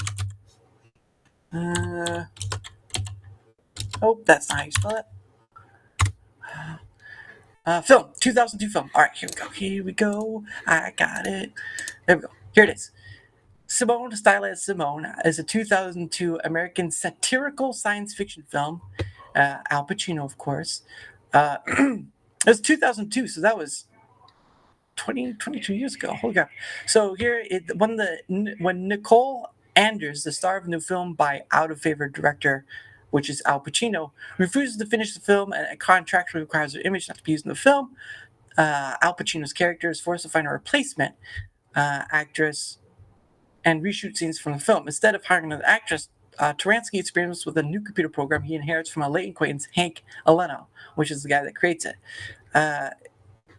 Taransky names his virtual actor Simone, a name derived from the computer's title, Simulation 1. So basically, this is what Sora is going to end up being, right? Yeah. It's insane. It's already That's cool. This is 22 no 24 2024. This is 22 years ago. 22 years ago. And the future, people are going to be able to use that to create false narratives. Like there will be people that use that for evil. UE5, Unreal Engine 5, you can already do that. I'm not gonna. Have you seen that video game? I saw like the preview for it like a year ago. It's like it's made on the newest Unreal. Someone made it was like a first person shooter. It looks so real. It's like you can kind of tell, but dude. If you just walking by and saw that video, you'd say that dude that's real. Like it's that good. There's a gentleman who takes photography and uses UE5 to make creations out of it. I think he went to Norway once. I'm not gonna bring it up because I am putting this up later, so I'm gonna avoid all that copyright crap. He went to either the Netherlands or something. They have those nice like houses, fisher houses, whatever. And he took pictures of this one place, and he took multiple, right? Because in UE5 you can combine those pictures, and it makes a 3D model out of it. Now you have to edit it. You have to do other stuff. But once he put it in and added the, used assets from UE5, it looked like he had taken a picture of a house on a lake there. It's that realistic. Yeah, it's like indistinguishable. It's crazy. Yeah, and again, you have UE5, you have Sora that's not available to public, but UE5 is to a degree. You have all these things that are photorealism, right? Because of gaming stuff. And it's just, I understand the whole AI art thing and all this other stuff, but the problem of it is that the genie is out of the bottle. The genie is out of the bottle. You cannot put it back. I don't care what anyone says. You can hate on the AI stuff all you want or whatever. Human curiosity is going to win out more than your hate. Shiny object, right? Like your ADHD or whatever, shiny object, they see shiny new toy, like Midjourney, right? Midjourney is out there doing all this stuff. That's what I use for my thumbnails. But if you see some of the list of things like the artistry and stuff that some people do, it's unbelievable. Yeah. There's some mistakes or whatever, that's fine, but it's unbelievable how far one can go with that. And that's just the art stuff. Midjourney has come a long way since it started, and it was only been a few years. Few years. I get it. We don't need to call it AI. It could be machine learning because that's what it is. Generative machine learning, all that stuff. But at the end of the day, you cannot put that genie back in the bottle because people are curious, right? They see the new toy. They want to play with it. This toy has just hit a dopamine thing in the brain. Guess what? They want to play with it more and more and more and more. It's an unlimited image making machine to your heart's content. The Sora thing. And how fun do you think it's going to be? Yeah, I was about to say, how fun do you think that's going to be? It's going to ramp up 100 times when it's video. The only thing left is to have a machine, like a helmet, hooked up to your head to let your imagination run wild and let the machine interpret what you're seeing in your head. At that point, we're all a few steps away from that. All this is just prompt stuff, right? The Midjourney is prompt stuff. The Sora thing, as you saw, is prompt stuff. At the end of the day, it's all prompt stuff. But guess what happens? Guess what if they make a machine, right? Like an MRI machine or whatever, and they can see the images going on in your head through electrical or whatever, and you can see it on the screen. You can see your imagination come to life on the screen right in front of you. You are not going to be able to stop that. And maybe with Neuralink, maybe Neuralink will have that kind of capacity at some point to do that in your brain. And that's the danger, right? Because Neuralink is connecting to your wiring and stuff. What happens? It's like what was it? The one Keanu Reeves movie, Johnny Mnemonic, I think it was, or something like that, where he has a computer bit in his brain or whatever. It's an old 80s movie, but the thing of it is, right, is that you will not, your hate for machine learning, whatever, is not going to beat out human curiosity. I'm sorry to tell you, it's not going to. You can ban it all you want, but as soon as you start banning something, it's going to go underground and it's going to grow and grow and grow until it gets back above ground, and then you're not going to be able to stop it. Human curiosity wins out above all, and sometimes not in the best ways. Yeah, people play too much, man. They play too much and they go too hard. Oh, it's too much. But again, I get the complaints, but you've got to find a way of transferring that energy into something else. You've got to find a way of not being like the tyrant, because once you're seen as a tyrant against this thing, people won't hear another word you have to say. They see the shiny toy, they're gonna play with the shiny toy until it runs out of its dopamine. Especially if those shiny toys are ran by the government and they're not ran by, you know, individual corporations, then you're not gonna have a choice. Well, yeah, that's true. But right now, Midjourney is its own thing. OpenAI, I think, was bought up by Microsoft, so we'll see how far that goes. But the shiny it's toy, going all the way, dude. Just give it time. yeah, all it takes is money and time. And when you think about going from the Wright brothers creating the airplane to now, the technology, well, of course, the planes are falling out of the sky, but that's another story. when you can't trust flying anymore because, like, well, it's statistically, it's like that door fell off the plane. I'm not going up there again. I'll be flying here in a couple weeks, and it's always a risk when you get on a plane. Carrie, if you have anything, take a parachute with you. Dude, that'd be awesome. You know, I've always wondered, maybe this is stupid. I've always wondered, why don't they put a big ass, like, enormous parachute on the top of the plane? And then if it goes down, just money. Basically what it is money. I mean, am I thinking of like some cartoon shit? Is that the stupidest thing ever? But it seems like I don't know. It seems like no, it's not, because they have that slide and stuff, you know, when they land on the ground or whatever for a plane. But the thing of it is, right, is that it's money and it's a lot of weight, so they have to be like maybe it's the weight makes sense. Yeah, because fuel and all this other stuff, but. It would be nice if you were able to find someone on like a small plane, like a Cessna or whatever, a person who's a pilot license, who's officially licensed and can carry people. You pay them a certain amount and they'll take you directly to where you want to go. And you just pay them to take you. That's probably rich person stuff, but at the end of the day, I mean, it's a lot safer than flying in a big plane. Well, rich people die too, dude. Freaking remember Kobe Bryant? That was a helicopter. I believe that was a helicopter. No, I know, but you would think that if anybody has a helicopter that's not going to fall out of the sky, it's probably Kobe Bryant. Well, now he's in heaven. Probably. Well, him and his daughter, because I believe that sucks, dude. That fucking sucks. Well, again, it goes to show you never know when it's time to go. You never know. Ain't that the truth? So anyway, all right. Well, we've certainly gone long enough, and I know you wanna. You got other stuff. I gotta pee, dude. I've been holding it in for a while. You could have told me you could have gone. No, I know. So, but anyway, we'll end it here. It's been a wonderful and amazing 2.5 hours, good sir. And of course, like I've said, that every person I've had on, or not every person I've had on, you're always welcome back. Even though I know you're a big shot, so you know who wouldn't happen. Absolutely, I'm not a big shot, but thank you. Well, I mean, technically, you're not there. You're not silver yet, but you're getting close. You're almost. I'm trying to break through. I think we can get there. No, it's talking like your facial's not there yet for your SilverFox look. So. Oh no! Yeah, this is pathetic. I just start. It's pretty bad. We're working on it. Look, guys, I got a diet to white first. But anyway, so I want to thank everyone here. Before we go, I know we did it like 30 minutes ago, but go ahead and just do a quick summary of your promoting stuff. I'll do mine, and then we'll end with a pogo video. So go ahead, sir. Yeah, guys. My name's SilverFox. I go live Monday through Friday at 10 a.m. Central Time here on Rumble.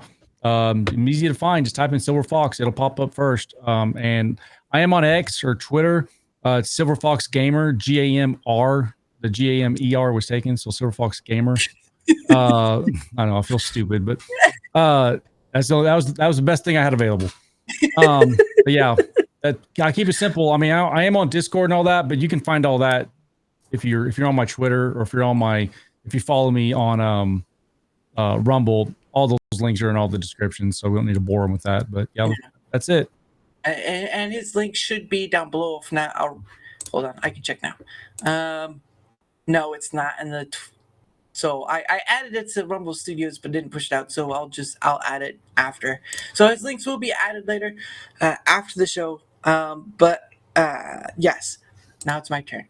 Gotta do the stuff. So again, guys, I stream to both YouTube and Rumble. The only set date I have is Friday at 7 p.m. Eastern. But usually on Twitter X, I announce when I have people come on. Like, I think other than Saturday, I have an all full week. So yeah, I'll have I'll say that after. I stream to both YouTube and Rumble at Vermouth. I have a fan account at Vermouth on Twitter X. That's where I announce all the scheduling stuff. I have a Discord at Vermouth, but that's more like DMing because some people don't have Twitter X. I have an email at the bottom. You see it right under Silver. You can email me there. Again, this opportunity is afforded to just about anyone. Phoenix Electra can be a good witness. Happy Mars can be a good witness. Patty's Gaming has been on here. Vaping, I'm going to get on this month. So many people I'm trying to get on, and so many more people. Do not think you do not have anything that's worth saying. Do not think that your anxiety will take you out. If I have to carry the show, darn you, Rumble House Studios. If I can do it, anybody can. I'm an idiot.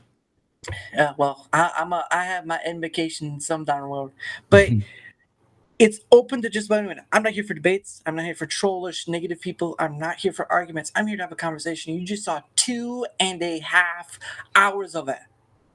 Majority was talking about Office, but who doesn't like talking about The Office? But anyway, guys, the door is open. You either go to those 3 places or leave a comment, and either side of the video field, I will get back to you as best as I can. The opportunity is there. If you want to use the opportunity, it's there. Just whatever.